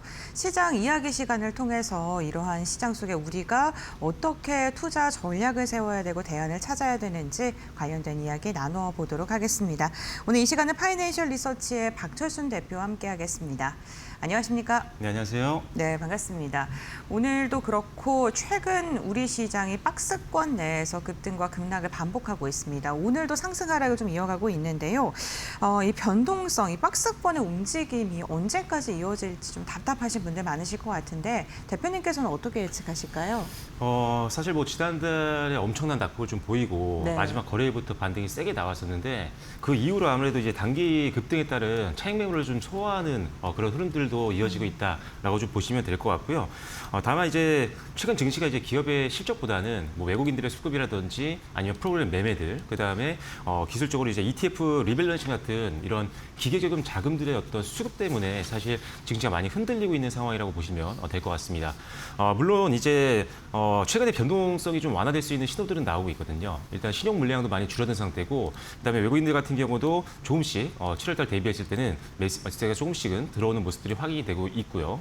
그리고 일단은 많은 조정이 나왔기 때문에 밸류에이션 매력이 높아지고 있는 기업들이 상당히 많이 나타나고 있습니다. 거기에 추가적으로 실적 발표를 계속적으로 진행을 하면서 어닝 서프라이즈를 기록하는 기업들도 상당히 많이 확인이 되고 있기 때문에 여전히 펀더멘탈은 튼튼한 기업들이 많이 있구나라는 것들을 확인하고 있어서 점차적으로는 7월에 낙폭을 회복하는 흐름들이 추세적으로 나올 수 있다고 보고 있지만 아직도 이제 청산될 물량들이 좀 많이 남아 있는 상황입니다. 뭐 레버리징 관련된 수량들도 상당히 조금 많이 없어지긴 했어도 아주 100% 다 사라졌다라고 볼 수는 없는 거거든요. 약간의 물량들도 남아있는 상황이기 때문에 그런 것들만 이제 해소가 된다고 하면 지금은 좀 쉬어가지만 8월 내에는 조금 강한 반등이 좀 나오지 않을까 이렇게 보고 있습니다. 일단 반등이 좀 세게 나오기 위해서는 우리가 세 가지 정도를 좀 봐야 될 것 같은데요. 첫 번째로 일단은 외국인들 수급입니다. 일단 현선물 쪽에서 계속적으로 사고 파는 거를 반복을 지금 하고 있는 상황인데 아무래도 지금 뭐 우리나라 증시에 영향을 줄 만한 글로벌 빅테크들의 실적 발표라든지 아니면 또 이제 오늘 이제 밤 12시 지나면 또 고용 지표 발표가 있죠. 그래서 고용 발표라든지 이런 것들 때문에라도 지금 경계 심리가 좀 남아 있는 상황이긴 합니다. 그래서 지금 사고 파는 것들을 반복을 하고 있지만 일단 외국인들 현선물이 좀 강하게 들어온다라고 한다면 그때부터 비중을 좀 늘릴 때가 늘릴 시점이다라는 것들을 여러분들이 참고를 하시면 될 것 같고요. 그다음에 일단 삼성전자와 SK하이닉스가 사실 실적에 대해서는 뭐 기대치를 계속 충족은 뭐 시켜주고 있는 그런 상황이긴 하지만 지금 아쉬운 것들은 이제 주주환원에 대한 부분들이죠. 오늘 사실 삼성전자와 SK하이닉스 보시면 아시겠지만 이제 주주환원에 대해서 조금 더 적극적이지 못했던 SK하이닉스가 상대적으로 좀 밀리고 있는 상황인데 뭐 거기다가 사실 뭐 추가적으로 지금 엔비디아가 조금 HBM 사양을 좀 줄이겠다라고 얘기가 나오다 보니까 HBM 무정도가 훨씬 더 높은 SK하이닉스가 좀 밀리는 모습들은 나오고 있습니다. 하지만 결과적으로 이 주주환원에 대해서는 어느 정도 우리의 가격 부분들을 좀 해소시킬 만한 전략들이 좀 나올 거라고 기대를 하고 있습니다. 수익이 워낙 많이 나고 있는 기업이기 때문에 주주환원에 대해서 한 잉여현금 한 50% 정도는 우리가 주주환원 하겠다라고 사전에 얘기했던 부분들이 있기 때문에 뭐 어느 정도는 우리의 충족치를 채워줄 거라고 생각하고 있어서 주주환원에 대한 부분들이 어느 정도만 나아준다고 하더라도 투심은 급격하게 살아나면서 반등에 힘이 좀 붙을 수 있는 가능성도 있다라고 보고 있는 상황입니다. 그래서 이런 것들 3개 정도만 좀 해소가 된다라고 하면 일단은 지금처럼 사이드카가 매수 사이드카, 매도 사이드카 이게 계속 반복되는 흐름들은 좀 줄어들 가능성이 있다라고 보고 있으니까요. 이런 3가지 정도의 어떤 지표들이 개선되는지 한번 계속적으로 확인하시면서 개선이 된다 그러면 그때부터는 조금 비중을 더 늘릴지 말지를 좀 고민해 보시면 좋을 것 같습니다. 네, 알겠습니다. 시장의 급등락이 반복되면서 이 박자를 조금 잘못하게 된다면 계좌가 빠르게 좀 감소하는 그러한 시장으로 피로감을 많이 느끼고 계실 것 같은데 대표님께서 투자 힌트 조금 정리해 주셨으니까 참고해 보시면 좋겠습니다. 우리 시장의 변동성을 야기하는 대표적인 요인 가운데 수급 고임 현상을 빼놓을 수 없을 것 같고요. 주도하는 게 또 외국인이기도 하죠. 어제 이어서 오늘까지도 매도세가 유가증권 시장에서 2거래일 연속 나오고 있는데요. 외국인이 언제쯤 매수할 수 있을지 들어올 만한 좀 매력이 있어야 되는데 어떤 걸 저희가 보면 좋을까요? 7월 달 딱 마지막부터 시작해서 매수세가 좀 강하게 들어왔기 때문에 네. 이번 달은 조금 연속으로 좀 들어오지 않을까 했는데 역시나 주요 이벤트를 소화하면서 외국인들도 계속 사고 팔기를 좀 반복을 하는 모습들입니다. 지금 8월 들어와서도 사실 외국인들 같은 경우가 코스피 시장에서는 하루 빼고는 거의 다 매도로 지금 일관을 좀 해줬거든요. 그래서 일단 외국인들이 아직은 강하게 매수세가 좀 들어오지 못하고 있는 모습들이 확인이 되고 있는데 일단은 지금 환율 부분을 봤을 때는 외국인들이 그래도 어느 정도는 매수세가 좀 들어올 가능성이 있다고 보고 있습니다. 1,500원대 이상까지 올라갔던 환율이 계속적으로 좀 내려와가지고 있는 상황이죠. 그래서 지금 1,400원대 초반까지 내려온 상황인데 일단 지금 정도에서 그러면 1,300까지 가는 게 아니냐라고 기대하시는 분들도 아마 있을 수도 있어요. 근데 그것까지는 아직 환율의 방향성을 예측하기는 그렇게 쉽지는 않은 거지만 외국인들 같은 경우 1,300원대로 간다고 해서 사는 게 아니라 방향성이 이제 워낙 강세로 가느냐 이 부분을 이제 확인이 되면 그때부터 매수세가 적극적으로 들어올 수가 있습니다. 그래서 지금 1,400원대 초반이어도 언제든지 방향성만 확신을 갖는다면 외국인들도 적극적인 매수세가 들어올 수 있는 구간이라고 생각이 되고 있고요. 워낙 강세가 어느 정도는 좀 유지가 될 걸로 보기 때문에 외국인들이 뭐 지금 환율 때문에 어떤 환율의 극단적인 급등 때문에 이런 것들 때문에 걱정하고 안 들어올 상황은 아니기 때문에 일단 환율적으로는 언제든지 좀 외국인들이 들어올 수 있는 가능성이 있다. 오히려 이 추세가 계속 이어진다라고 하면 환차익까지 볼 수 있는 외국인들 포지션이기 때문에 적극적인 매수세도 한번 들어올 수 있다라고 보시면 될 것 같고요. 그리고 이제 결과적으로 외국인들의 순매수가 강해지기 위해서는 절대적인 환율의 어떤 수치보다도 더 중요한 건 일단 기업들의 실적입니다. 지금 우리가 지금 메모리 반도체라든지 대형 빅테크라든지 이런 기업들이 먼저 실적 발표를 했는데 이제 중소형주 단에서도 계속 실적 발표가 연이어서 나올 겁니다. 그러면 과연 AI 투자가 정말 역대급으로 이 투자가 들어가고 있는 상황인데 이걸 통해서 실제로 우리나라의 대표 기업들 AI 밸류체인들이 수익을 버느냐 이런 것들이 다시 한번 분기 실적으로 확인이 된다라고 한다면 요걸 필두로 해서 외국인들이 수급이 강하게 좀 들어올 수 있는 가능성도 있습니다. 물론 지금 급격하게 올랐던 종목들도 많이 있지만 사실 대표 종목들을 제외하고는 뭐 전력기기라든지 아니면은 뭐 메모리 반도체라든지 이 AI 밸류체인에 속해 있는 대표 섹터들 안에서도 실적 대비했을 때 아직 못 올라간 종목들이 상당히 많거든요. 그래서 충분히 순환매 자금도 들어갈 수 있는 종목들이 많아서 외국인들이 잡을 만한 종목들은 분명히 굉장히 우리나라 증시에 굉장히 많이 포진되어 있다라는 점을 감안한다고 하면 외국인들이 언제든지 또 들어올 수 있는 가능성이 있다라고 보시면 될 것 같습니다. 그래서 외국인들이 오늘 하루 샀다라고 해서 여러분들이 이제 외국인들 매수세 들어오나? 더 비중을 더 늘려야 되나? 이렇게 생각하시면 안 되고요. 외국인들이 꾸준히 몇 거래 정도는 들어와 줘야 됩니다. 지금 최근에 가장 많이 외국인들이 코스피를 샀던 게 4거래 정도밖에 안 되거든요. 최근 한 2, 3개월을 보면요. 그래서 지금 제가 봤을 때는 외국인들이 최소한 1, 2주 정도는 좀 꾸준하게 담아가는 흐름들이 좀 나온다라고 한다면 그때가 아마 추세의 전환점이 되지 않을까라는 생각을 가지고 있어서 일단은 외국인들의 현선물 매수세가 지속성이 어느 정도 있는지를 확인하시고 그때가 우리 비중을 좀 늘릴 타이밍이라고 생각하시면 되니까요. 너무 지금 급하게 비중을 뭐 차입을 하시거나 아니면은 가지고 있는 일부 현금을 전부 다 베팅할 때는 아직은 아니다라는 점도 기억하시면 좋을 것 같습니다. 네, 외국인의 꾸준한 수익에 대한 추세가 이어져야 된다. 그러니까 외국인의 수급이 좀 유의미하게 일주일 이상 들어오는 걸 확인하고 접근하는 게 좋겠다라고 말씀을 해주셨습니다.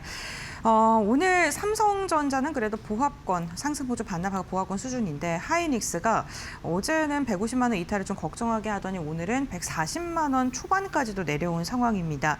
변동성이 굉장히 극심한데요. 앞서 말씀해 주셨던 뭐 주주 환원에 대한 실망감도 있을 것 같고요. 원인도 조금 더 디테일하게 들어보고 우리가 어떻게 좀 전략을 잡으면 좋을까요? 일단은 반도체가 아직 좀 못 올라가고 있는 이유부터 말씀드리고 그다음에 전망을 말씀드리도록 하겠습니다. 네. 일단 삼성전자와 SK하이닉스 같은 경우 지금 오늘 반대되는 움직임을 보이고 있는데 SK하이닉스가 좀 많이 빠지다 보니까 삼성전자가 상대적으로 강해 보이는 거지 삼성전자도 지금 뭐 보합권에서 왔다 갔다 하고 있는 상황이거든요. 일단 기본적으로는 지금 수급적인 부분들이 아직 다 해결이 안 됐다라고 앞서도 말씀드렸었기 때문에 그런 부분 때문에 아직은 조금 상승이 좀 제한되고 있는 것들이 것들이 확인이 되고 있다라는 점 참고하시면 될 것 같고 오늘 특히나 SK 하이닉스가 많이 빠지고 있는 이유가 뭐냐면 앞서 잠깐 언급드렸었는데 엔비디아의 이제 루빈에 지금 HBM 사양을 좀 낮추겠다라는 뉴스가 좀 나왔었거든요. 그런데 이게 다시 자세히 들여다보면은 지금 HBM 특히나 고사양 HBM은 지금 공급이 너무나도 지금 부족한 상황입니다. 그렇다고 해서 루빈을 출시를 계속 못할 수는 없잖아요. 투자량을 줄일 수는 없는 상황이기 때문에 사양을 낮춰서라도 더 많이 공급을 하겠다라는 의지로 보는 게 맞다라는 판단입니다. 최근에 반도체 수급이 굉장히 원활하지 못하고 있는 상황이기 때문에 많은 기업들이 이런 전략들을 많이 사용을 하고 있거든요. 그래서 엔비디아도 지금 부족한 메모리 반도체를 어떻게 하면 극복할 수 있을까라는 관점에서 전략적으로 대응한 거기 때문에 HBM 노출도가 좀 큰 SK하이닉스가 오늘은 악재로 이 뉴스를 받아들이는 것 같은데 결과적으로는 이게 중장기적으로 봤을 때 SK하이닉스의 어떤 펀더멘털을 훼손하는 뉴스는 절대 아니라고 보고 있기 때문에 제가 봤을 때는 오히려 이 낙폭은 매수에 좀 기회가 될 수 있다 이렇게 보고 있는 상황이고요. 그다음에 일단 삼성전자, SK하이닉스 같은 경우 빅테크들 실적 발표가 계속 최근까지도 이어지면서 캡백스는 모든 기업들이 지금 확대를 하고 있거나 아니면 최소한 유지 정도를 하고 있다라는 것들을 확인했었고 그리고 이제 클라우드 사업이라든지 AI 관련된 사업을 하고 있는 기업들 자체가 실적 발표와 컨퍼런스 콜을 들어보면은 어느 정도 수익화가 이미 되고 있습니다. 지금 투자만 계속하고 있는 게 아니라 이미 어느 정도 회수가 이제 들어가기 시작한 이제 초입 구간이라는 거죠. 그래서 일단 수익성까지도 어느 정도 확인이 되고 있는 상황이어서 메모리 반도체 수요는 줄어들 기미가 전혀 보이지 않고 있다. 특히나 이제 디램이라든지 이제는 낸드까지도 2026년뿐만 아니라 내년까지 지금 판매가 완판이 되어 있는 상황이기 때문에 전혀 걱정할 필요가 없는 상황이라고 보시면 될 것 같습니다. JP모건이라든지 아니면 모건스탠리 같은 경우도 지금 계속적으로 한국 증시에 대해서 굉장히 긍정적으로 바라보고 있고 그 안에서 메모리 탑2에 대해서는 여전히 저평가다라고 긍정적인 내용들을 계속 언급을 해주고 있는 상황이기 때문에 제가 봤을 때는 너무나도 지금 저평가 구간이다. 오늘도 좀 변동성이 있기 때문에 오히려 선행 PR이 좀 낮아질 수도 있는데 어제 종가 기준으로 봤을 때 선행 PR이 둘 다 4배에서 4배보다 좀 아래입니다.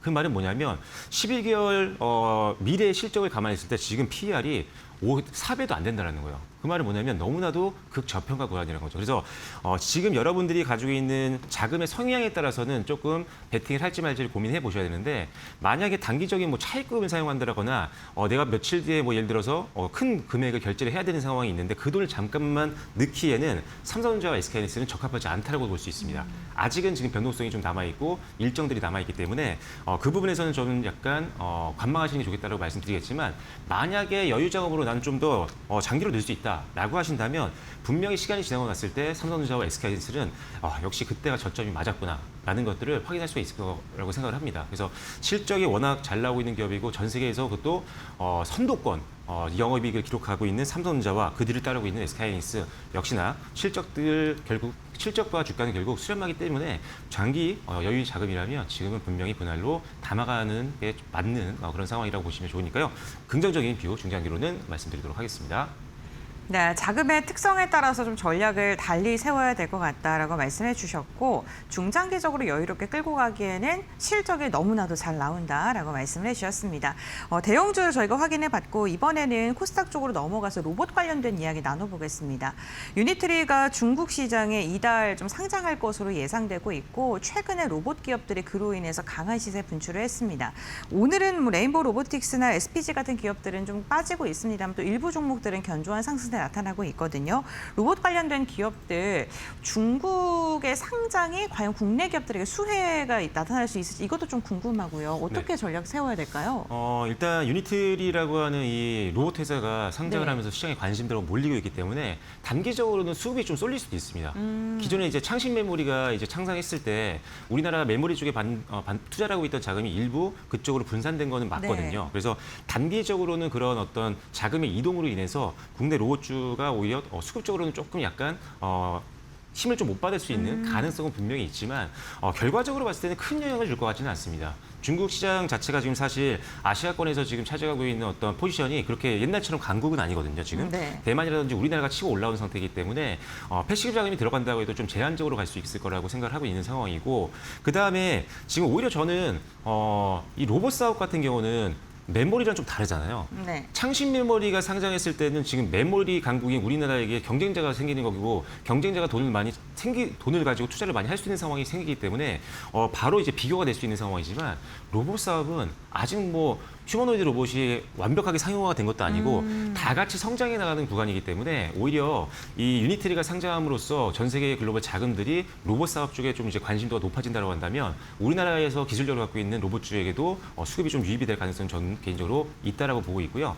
물론 지금 완제품을 만드는 회사다 보니까 유니트리와 경쟁할 수 있는 이런 휴머노이드 로봇 완제품을 만드는 기업들은 조금 경쟁사가 생기면서 약간은 우려감이 생기면서 수급이 좀 강하게 못 들어갈 수는 있겠지만 오히려 부품사들 같은 경우는 일단 추가적으로 수출도 할 수 있는 가능성도 있고 그리고 무엇보다 제가 이제 부품단 특히나 핵심적인 부품인 뭐 감속기라든지 액추에이터라든지 이런 것들을 만들고 있는 기업들을 항상 강조를 드려왔었는데 그 이유는 뭐냐면 완제품을 만드는 기업은 아직 상용화를 시키지 못했기 때문에 대부분 다 실적이 좋을 수가 없거든요. 그런데 부품단 같은 경우는 이미 개발할 때부터 이 부품들을 사용을 하고 테스트를 해야 되기 때문에 계속적으로 실적이 나고 있었거든요. 그래서 예를 들어서 한 종목을 말씀을 드리면 뭐 SPG 같은 경우는 자주 언급을 드렸습니다. SPG가 이제 감속기 만드는 회사죠. 우리나라 선도 기업입니다. SBB텍과 함께 항상 양대 산맥으로 불렸던 종목이었는데 이 회사 같은 경우는 감속기 쪽에서 매출이 굉장히 잘 나오고 있어요. 일단 삼성전자가 본격적으로 지금 시장에서 우리는 사업부까지 신설을 해서 투자를 하겠다라고 해서 그때부터 사실 로봇주가 최근에 잘 움직였던 거거든요. 근데 삼성전자가 투자했던 기업을 잘 보면 레인보우 로보틱스가 있었고요. 이 레인보우 로보틱스가 이제 휴머노이드 로봇을 만들고 있는 우리나라 대표 기업인데 지금 이 회사의 감속기를 독점적으로 납품하고 있는 게 바로 지금 말씀드린 SPG라는 기업입니다. 그러다 보니까 지금 재무제표를 보시면 아시겠지만 실적이 굉장히 안정적으로 나오고 있는 상황입니다. 작년 같은 경우 영업이익이 91억 원 정도였는데 올해 가이던스 평균만 보더라도 한 191억 원이거든요. 2배 이상 증가할 걸로 보고 있는 상황입니다. 그래서 핵심 부품을 만들고 있는 기업들 같은 경우는 이미 실적이 턴어라운드 하면서 오히려 성장세를 보이고 있는 기업들도 많기 때문에 이런 기업들이 사실 테마가 꺾여도 좀 변동성이 덜할 수 있다는 거죠. 중장기 투자하기도 굉장히 좋고요. 그래서 제가 봤을 때는 핵심적인 기술과 그다음에 납품 경험을 갖고 있는 기업들, 이왕이면 대기업들과의 협력 관계가 있는 기업들을 여러분들이 보시면 좋겠다라고 보여지고요. 그리고 역시나 감속기를 기반으로 해서 액추에이터 사업까지 지금 나아가고 있는 기업들이 상당히 많습니다. 그래서 SPG도 보시면 좋을 것 같고 하나만 더 말씀드리면 현대차그룹이 전 세계에서 지금 로봇 사업 쪽에서는 지금 선도권에 있는 상황이잖아요. 아틀라스가 이제 내년쯤에 한번 출시가 되지 않을까 기대감까지 나오고 있는 상황인데 시간이 지나면 결과적으로 현대모비스라는 기업 자체가 지금 현대그룹 안에 있기도 하지만 액추에이터라고 하는 가장 중요한 핵심 부품을 독점으로 이제 납품할 계획입니다. 그래서 현대모비스도 현대차가 잘 움직이지 못하고 있지만 오히려 로봇 쪽에 지금 관심을 갖고 있는 현대모비스이기 때문에 단기적으로는 현대모비스, 물론 중장기적으로는 현대차도 코어 자산으로 좀 넣어놓는 것도 고민해 보시면 좋을 것 같습니다. 네, 알겠습니다. 시간이 많이 지나서요. 근데 오늘 시장에서는 꼭 여쭤봐야 될 것 같아요. 2차 전지가 오늘 상승 여력이 시장 대비 견조하거든요. 왜 이렇게 시장에서 주목받고 있는지 간략하게 부탁드릴게요. 일단은 전기차 캐즘에 대한 부분들이 조금 해소가 되고 있는 것도 맞는데 네. 뭐 극단적으로 좋아지고 있는 건 아니다. 다만 ESS 쪽이 엄청난 성장폭을 보이고 있습니다. ESS 쪽에서 지금 배터리 수요가 올해뿐만 아니라 내년에는 대부분 다 주요 국가에서 전기차 쪽으로 들어가는 배터리를 넘어설 걸로 보고 있는 상황이거든요. 네. 그래서 이런 부분 때문에 그렇다면 전기차가 없어도 이제 ESS 쪽에서 뭐 수익만 보더라도 충분히 우리가 성장에 대한 기대감을 가질 수 있는 그런 상황이 됐다라고 생각을 하시면 될 것 같습니다. 그래서 ESS 관련된 사업을 하고 있는 기업들, 그 밑에 단에 있는 소재나 장비 기업들을 보시는 게 굉장히 좋다라고 보고 있고 개인적으로 지금 최근에 차트가 굉장히 좋은 게 있어서 하나만 말씀드리면 한중 NCS 아마 많이들 알고 계실 겁니다. 이 ESS에 들어가는 순행식 냉각기를 만들고 있는 회사인데 이 회사 자체가 지금 수급도 굉장히 좋고 실적도 굉장히 잘 나오고 있는 회사고 우리나라 선도 기업 중에 하나이기 때문에 뭐 ESS 관련된 종목들이 상당히 많지만 포스코 퓨처엠을 비롯해서 대다수의 셀 기업들, 소재 기업들도 보시되 그 밑에 단에 있는 한중 NCS 같은 핵심 부품을 만드는 기업들도 한번 같이 보시면 좋을 것 같습니다. 네, 알겠습니다. 오늘 박철순 대표와 함께 변동성이 지속되고 있는 우리 시장 속에 우리가 어떠한 종목과 섹터를 바라봐야 되는지 이야기 나눠봤습니다. 투자 전략 여기까지 듣도록 하겠습니다. 고맙습니다.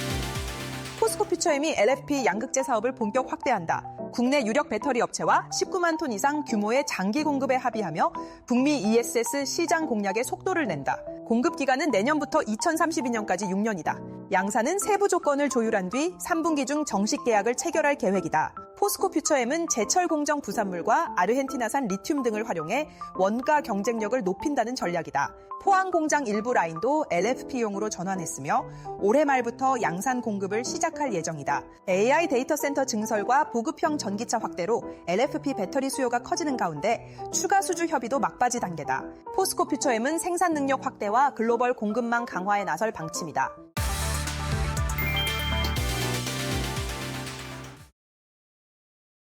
네, 장마감 동시효과 구간에 들어와 있습니다. 라스트 찬스로 오늘의 마지막 찬스 잡아보도록 하겠습니다. 독립리서치 P&J 손창현 팀장 함께할게요. 어서 오세요. 네, 안녕하십니까. 네, 오늘 시장 낙폭이 장중에 좀 크게 잡히긴 했는데 그래도 현재 구간에서는 좀 많이 만회하려는 움직임입니다. 오늘 시장 분위기 어떻게 보셨을까요? 시장이 뭐 뚜렷하게 모멘텀이 강하게 상승을 하는 건 아닌데 그렇다라고 또 하락이 크게 이어지지도 않는 것 같습니다. 하지만 이제 시장보다는 종목에 집중이 되는 그런 모습인 것 같아요. 그래서 어찌 보면 최근에 시장 자체가 유가증권 시장 코스피보다는 코스닥 쪽에 초점을 맞춰서 좀 방향을 많이 만들고 있는 게 아닌가라고 봐야 될 것 같습니다.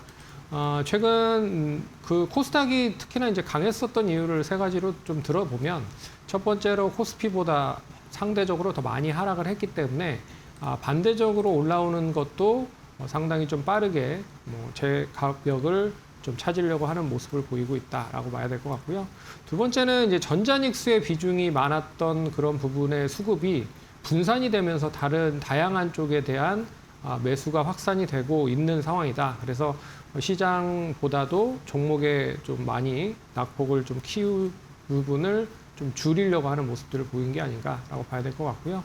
마지막에 이제 세 번째는 뭐 수출 데이터와 더불어서 실적에 따른 업종별 순환매가 본격화되고 있다. 그런 점에서 유가증권 시장보다는 코스닥 시장에 대한 방향성이 좀 좋은 흐름으로 전개가 되고 있다라고 보고 있고요. 특히나 뭐 지난주까지 뭐 시장 반등에 있어서 가장 주도 역할을 했었던 AI 밸류 체인에 있는 종목들이 이번 주 들어서 조금 힘을 못 쓰고 있다라는 것도 눈여겨봐야 되는 부분인 것 같습니다.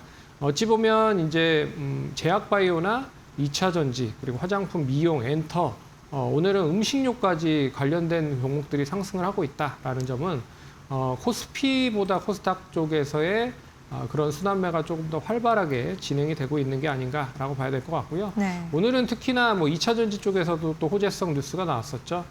ESS향 관련된 북미 쪽에 LFP 배터리를 공급을 할 수 있는 양극재를 이제 포스코퓨처엠이 공급을 받으면서 전반적으로 이제 소재 쪽에 대해서도 그러면 LFP 배터리 양산을 필요한 소재가 본격적으로 공급될 수 있지 않겠느냐라고 하면서 동아기업이라든지 뭐 LNF 관련주들이 상승을 했다라고 보고 있고요.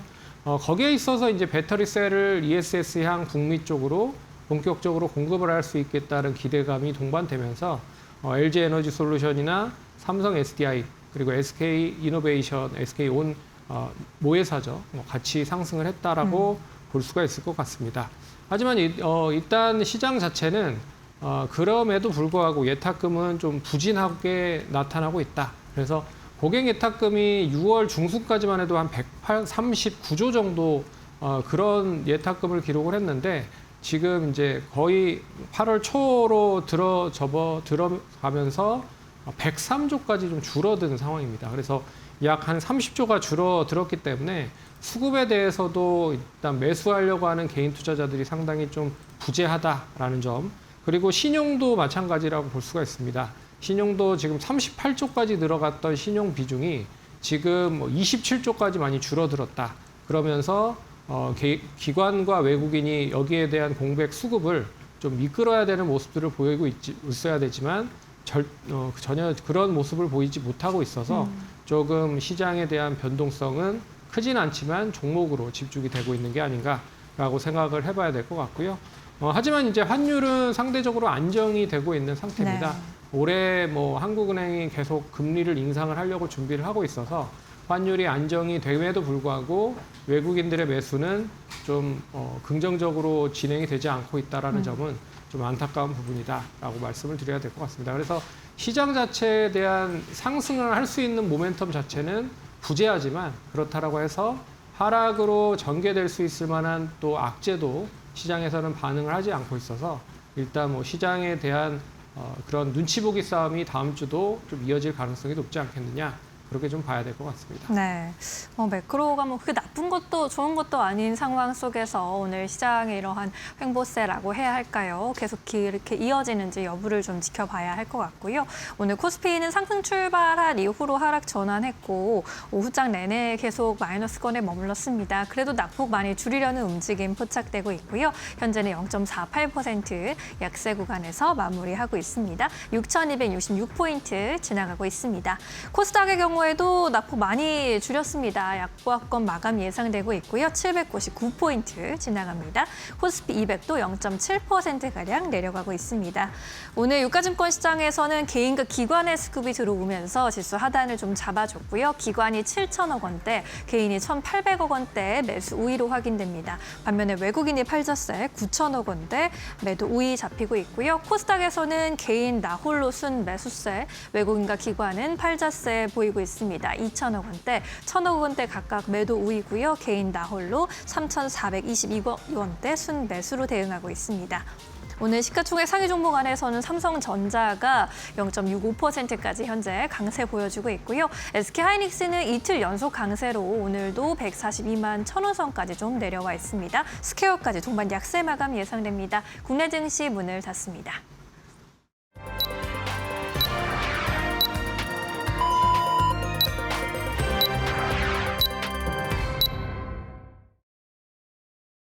금요일장 우리 시장 마무리가 됐습니다. 오늘 국내 증시 유가증권 시장은 결국에는 약세장을 유지한 채 마무리가 됐는데요. 오늘 시장의 분위기 어떠한 종목들이 시장을 이끌었는지 함께 자세히 확인해 보도록 하겠습니다. 먼저 오늘 SK하이닉스는 결국에는 장 막판까지 부진한 움직임을 가져갔고요. 삼성전자는 소폭의 상승에 그치면서 종가를 체결했습니다. 하이닉스가 빠지면서 SK스퀘어 역시나 동반적으로 약세 움직임이 나타났고요. 지정학적 리스크가 불거지는 가운데 유가의 재강세가 확인되면서 시장에서는 한 걸음 쉬어가려는 움직임이 나타났습니다. 반면에 2차 전지와 MLCC 관련된 기업들의 분위기는 그래도 괜찮았습니다. 삼성전기가 4%가량의 상승을 그렸고요. LG에너지솔루션과 삼성 SDI 그리고 포스코퓨처엠까지 시장 대비 일제히 강한 시세를 분출해내는 데 성공했습니다. ESS 시장에 대한 성장 기대감 속에서 오늘은 2차 전지 기업들의 수급이 강하게 쏠리는 모습이 특징적이었습니다. 여기에다가 우주항공과 방산 관련된 기업들의 분위기도 좋았습니다. 지정학적 리스크가 다시금 불거지면서 이로 인해서 수혜를 받을 것으로 기대되는 방산 기업들 오늘 상승을 했고요. 스페이스X 오보행 우려 속에서도 정규장에서의 움직임이 괜찮았었죠. 좀 무난하게 소화를 한 모습인데 이에 대한 훈풍 국내 증시까지 이어지면서 한국항공 우주를 포함한 우주항공 관련 기업들의 분위기도 방향성이 괜찮았습니다. 오늘도 금융 관련된 기업들의 분위기는 좋았습니다. 어제도 경기 좀 방어주 역할을 해줬었고요. 오늘도 KB금융과 신한지주, 하나금융지주, 우리금융지주까지 일제히 상승했는데요. 견조한 실적에 힘입어서 또 금리 인상 시기에 맞물려서 긍정적인 실적을 당분간 더 이어갈 수 있다라는 증권가의 분석들 더해지면서 방향성은 매우 긍정적이었습니다. 한미반도체 역시나 SK하이닉스와 연동돼서 4%가량 빠지면서 마감을 했고요. 의약품 기업들 오늘도 전일에 이어서 긍정적인 모습 나타났습니다. 전반적으로 빨갛게 물들이면서 마감했고요. 크래프톤과 카카오가 오늘 일제히 강한 시세 분출했는데 실적 잘 나왔습니다. 크래프도 흑자 전환에 성공했고 카카오도 어닝 서프라이즈 기록하면서 4% 이상의 상승력 그려내는데 성공했습니다. 반면에 네이버는 7%가량 빠졌는데요. 매출액은 증가했지만 영업이익은 감소한 것으로 확인되면서 실망 매물이 거세게 출회가 됐고 고려아연 같은 경우에는 두 자릿대 낙폭을 그리면서 마감을 했는데요. 환율의 안정화 속에서 3분기 실적이 감소할 것이다. 목표주가 하향 리포트 나왔고 투자 심리가 무너지는 모습이 나타났습니다. 유가 상승 속에 SOE 10% 넘는 상승력 그렸고요. LG그룹들 오늘 전반적으로 강한 상승 나왔었죠. 구강모 회장과 젠슨왕이 두 달여 만에 다시금 만날 수 있다라는 기사들이 쏟아지면서 LG그룹주를 향한 기대감도 한층 더 커진 모습이 확인되고 있습니다. 다음으로는 코스닥 함께 확인해 보겠습니다. 네, 오늘 코스닥도 혼조세가 펼쳐지는 가운데 전체적으로 오늘 반도체 소부장 기업들은 파랗게 질린 채 마감을 했고요. 기판 기업인 심텍만 오늘 3%가량의 시세를 이어내는 데 성공했습니다.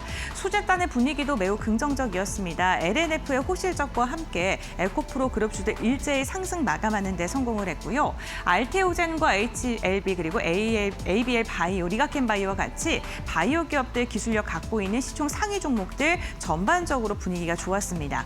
다만 오늘은요, 미용 관련된 기업들이 어제의 상승폭을 좀 되돌리는 모습 나타났고요. 파마리서치가 4%가량 빠지면서 종가를 체결을 했습니다.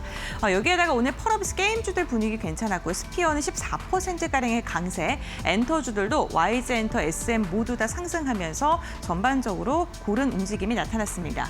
스튜디오 드래곤 역시나 긍정적인 실적 발표하면서 2%가량 상승을 했는데요.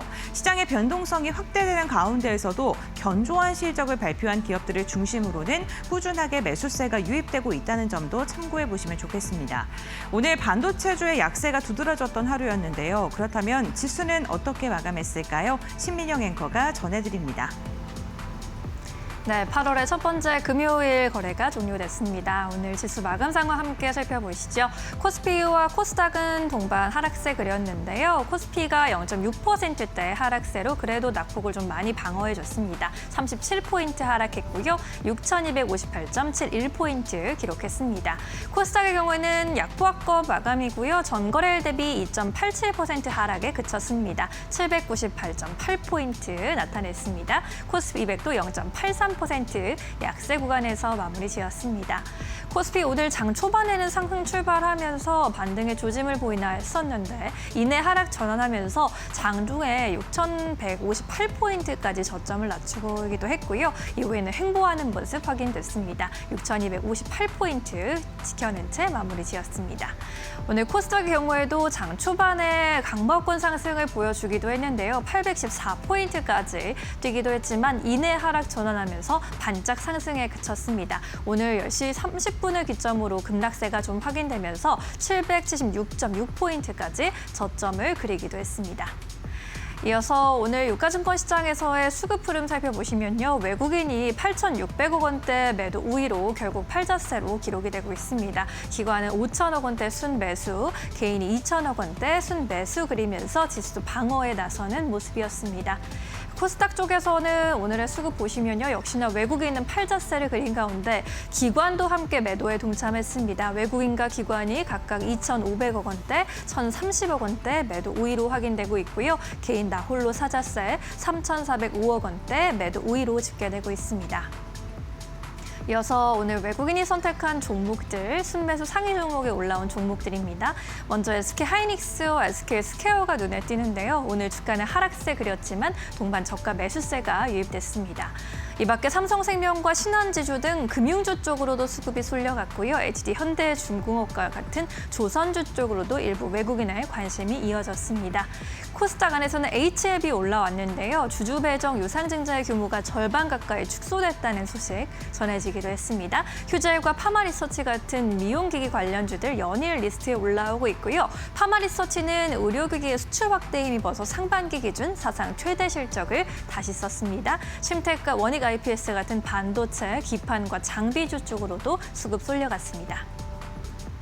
오늘 신한지주 살펴보고 가도록 하겠습니다. 이번 주 내내 외국인이 신한지주에 대한 러브콜을 보내는 모습 인상적이었는데요. 이제 방어주의 역할을 톡톡히 하고 있습니다. 매크로 환경이 우호적인 가운데 환율 하락, 주주환원의 상승에 대한 여력이 남아있다라는 긍정적인 분석들, 앞으로의 실적 흐름도 함께 지켜보고 있는 분위기고요. 11만 300원까지 장중에 터치한 가운데 고점 부근에서 마무리 지었습니다. 전거래일 대비 2.4% 강세, 11만 원에 종가 체결했습니다.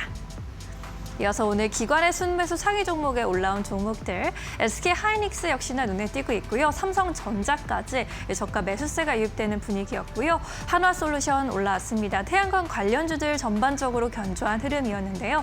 트럼프 대통령이 수입하는 폴리실리콘에 상대로 15%대 관세를 부과하겠다라고 전한 가운데 예외가 적용될 수 있을 것이라는 기대감이 올라왔습니다. 특히나 한화솔루션의 경우에는 한화그룹 차원에서 미국 내 투자를 확대해 놓은 좋은 상황이기 때문에 반사 수혜가 있을지 그 여부에 시장이 주목했습니다. 삼성전기도 기관의 순매수 리스트에 올라왔고요. 삼성 SDI를 비롯한 2차 전지주도 모처럼 반등을 시도하는 모습들 나타났습니다.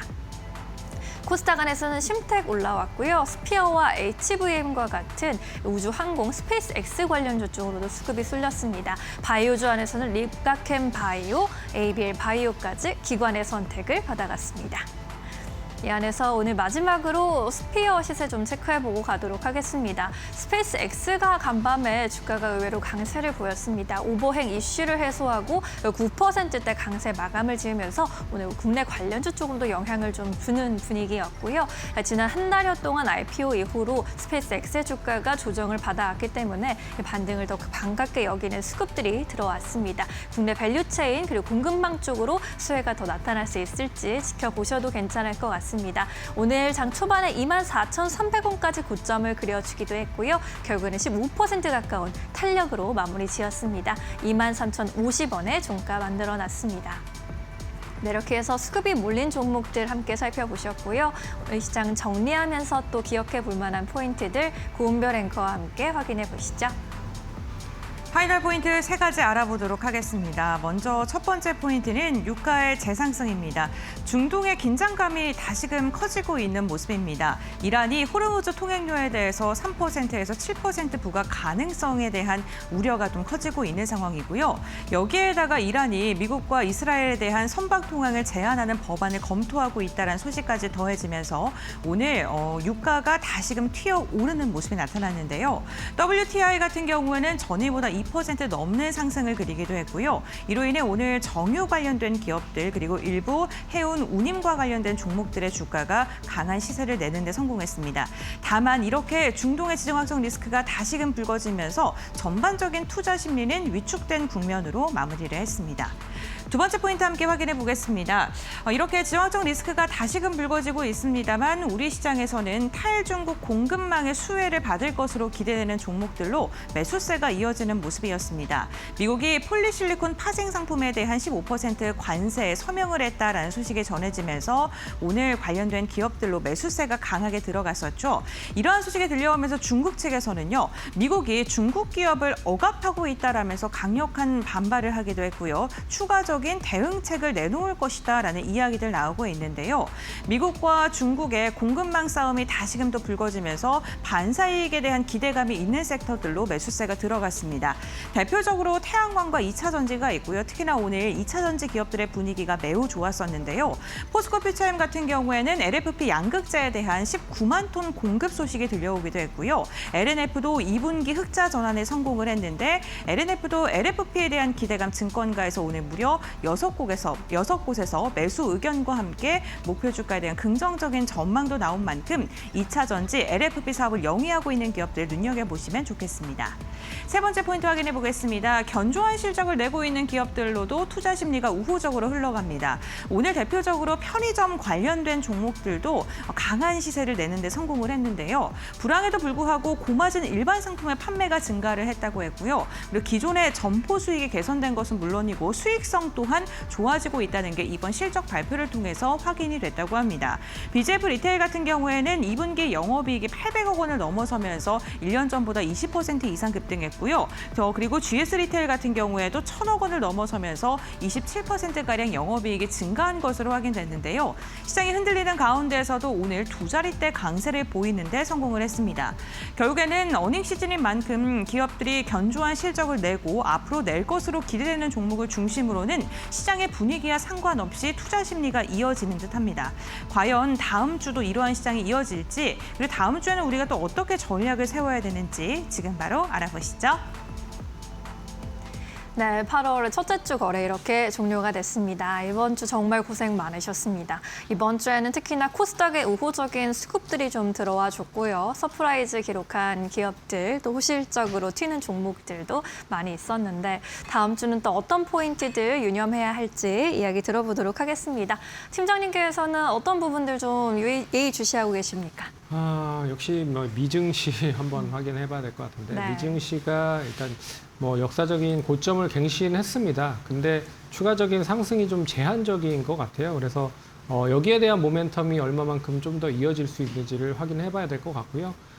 하지만 이제 미국과 뭐 이스라엘, 결국엔 호르무즈 해협에 대해서 상당히 좀 피해를 받을 수 있다라고 좀 보고 있어서 유가가 다시 상승을 하고 있어서 좀 부담이 된다라고 좀 말씀을 드릴 수 있을 것 같은데, 어느 정도는 거의 이제 정점이 좀 지났다라고 보고 있습니다. 그래서 이 전쟁에 대한 우려는 이제 좀 거의 마무리 단계가 될 가능성이 높지 않을까 그렇게 봐야 될 것 같고요. 차라리 오늘 이제 고용지표 발표가 있기 때문에 고용지표가 양호하게 좀 수준으로 나온다라고 하면 금리에 대한 뭐 카드를 또 만지작거리지 않을 가능성도 높다. 그런 점에서 오늘 이제 고용지표 확인한 이후에 방향성을 한번 봐야 될 것 같고요. 네. 그리고 시장이 뭐 실적 위주로 상당히 좀 좋은 흐름을 보이고 있지만 그래도 많이 하락을 한 쪽부터 시작을 해서 시장의 키를 좀 맞추고 있다라고 생각을 하면 될 것 같습니다. 어떻게 보면 단일 종목 레버리지 ETF에 대한 후폭풍이 계속적으로 이어지고 있는 게 대래 삼성전자와 SK하이닉스 본주는 팔고 코스닥 관련된 종목들로 매기가 확산이 되고 있다라는 데 기인을 할 수 있을 것 같고요. 특히나 최근에 이제 코스닥 레버리지 ETF 쪽에 투자를 상당히 좀 많이 하고 있다라고 얘기가 나오고 있어서 되레 제약바이오 관련된 시가총액 상위 종목, 뭐 오늘도 웨이웰바이오나 알테오젠, 뭐 리가켄바이오, HLB 같은 시가총액 상위 종목이 상승을 하고 있다라고 보면 될 것 같고요. 여기에 뭐 2차 전지라든지 특히나 이제 코스닥의 시가총액 상위 업종에 있는 종목들로 매기가 확산이 되고 있다라는 것도 눈여겨 보셔야 될 것 같다. 그래서 코스피가 단기적으로 많이 좀 방향을 못 잡고 있는 가운데서 코스닥이 그나마 우상향을 조금 더 이어가고 있기 때문에 조금 더 흐름 자체가 이어지는지 확인을 해보셔야 될 것 같다라고 말씀을 드려야 될 것 같고요. 그리고 마지막으로는 역시 이제 메이저 수급에 대한 전환의 기대감인데 결과적으로 시장을 더 부양을 하기 위해서는 기관이라든지 외국인들의 연속적인 매수가 좀 필요하다라고 볼 수가 있습니다. 개인들이 어떻게 보면 올 초까지만 해도 시장을 거의 좌지우지하는 모습들을 보였지만 이제 예탁금도 많이 줄어들었고 신용에 대한 청산도 많이 될 부분이 없지 않아 있어서 그러면 이 시장을 다시 부양을 할 쪽은 기관과 외국인이 부양이 되면서 전반적으로 시장의 안정을 찾아야 될 것 같다. 그래서 다음 주는 이 메이저 수급들에 대한 고른 매수세가 유입이 되는지를 한번 눈여겨보셔야 될 것 같다. 그렇게 좀 정리해 보도록 하겠습니다. 네, 주말 사이 또 미국 증시에서의 방향성, 전쟁에 대해서 어떤 이야기를 나오는지 좀 귀 기울여 봐야 할 것 같고요. 무엇보다도 메이저 수급이 또 어떻게 잘 돌아와 주는지 그 여부를 함께 지켜보도록 하겠습니다. 자, 다음 주 시장에서는 어떤 종목을 좀 눈여겨보면 좋을지 오늘은 어떤 종목 준비해 주셨을까요? 네, 역시 이제 많이 하락을 한 종목 중에 하나를 좀 가져왔습니다. 스튜디오 드래곤을 오랜만에 좀 가져왔습니다. 네. 코스닥이 이제 본격적인 순환매가 진행이 된다라고 하면 역시 많이 하락을 한 쪽에서부터 이어지고 있는 모습인 것 같아요. 주가가 상승을 하는 데 있어서 그런 점에서 엔터주들에 대한 순환이 본격화되고 있다라는 게 첫 번째 포인트라고 볼 수가 있을 것 같고요. 두 번째는 실적에 대한 호전이 하반기까지도 이어질 가능성이 높다라고 봐야 될 것 같습니다. 드라마 제작을 본격적으로 하고 있는 기업인 스튜디오 드래곤 같은 경우에는 이제 뭐 주말 드라마 부활이라든지 그리고 팔로가 예전에는 뭐 이 CJ 관련된 그룹의 채널로만 거의 이제 많이 방영을 하는 부분들이 있었는데 최근 들어서 이제 OTT랑 관련된 매출이 안정적으로 찍히고 있다. TV뿐만 아니라 디즈니 플러스나 넷플릭스 같은 쪽에 동사가 안정적으로 제작을 해서 방영을 하게끔 만들고 있어서 드라마 제작에 대한 편수는 높아질 가능성이 높고 거기에 이제 미국이라든지 일본 쪽에 대한 제작도 본격화된다라고 하면 수익의 하나의 원천이 될 수도 있을 것이다라고 봐야 될 것 같습니다. 마지막으로는 최근에 메이저 수급들을 보시면 특히나 기관과 외국인들이 매수를 좀 집중을 하고 있다라는 점은 단기보다도 이제 바닥권에서 상승을 하는 흐름이고 그 흐름을 틈타서 추가적인 상승으로 계속 매수를 하고 있는 게 아닌가라고 생각을 해보셔야 될 것 같기 때문에 단기보다 좀 중장기적인 부분으로 이제는 시장에서 좀 부각을 받으면서 순환이 되면서 추세 상승이 이어질 가능성이 높지 않겠느냐 그렇게 좀 생각을 해봐야 될 것 같습니다. 네. 그래서 오늘 25,150원에 마감이 됐는데 뭐 25,000원 내에서는 충분히 매수 가능하다라고 말씀을 드릴 수 있을 것 같고요. 일단 뭐 1차적인 목표가는 뭐 3만 원까지는 충분히 상승을 할 수 있을 것이다. 그렇기 때문에 목표가 1차 목표가 3만 원 제시해 보도록 하겠고요.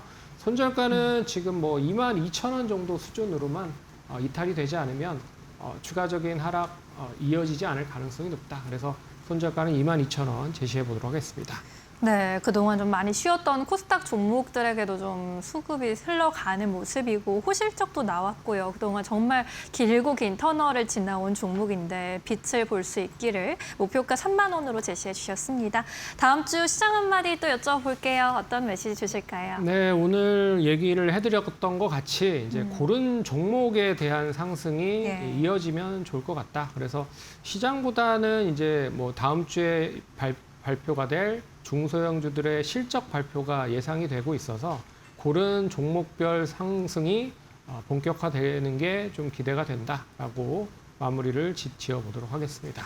네, 고른 종목의 상승 기대, 소외되는 종목 없이 잘 갈 수 있는 다음 주 기대해 보겠습니다. 오늘 여기까지 이야기 드릴게요. 고맙습니다. 네.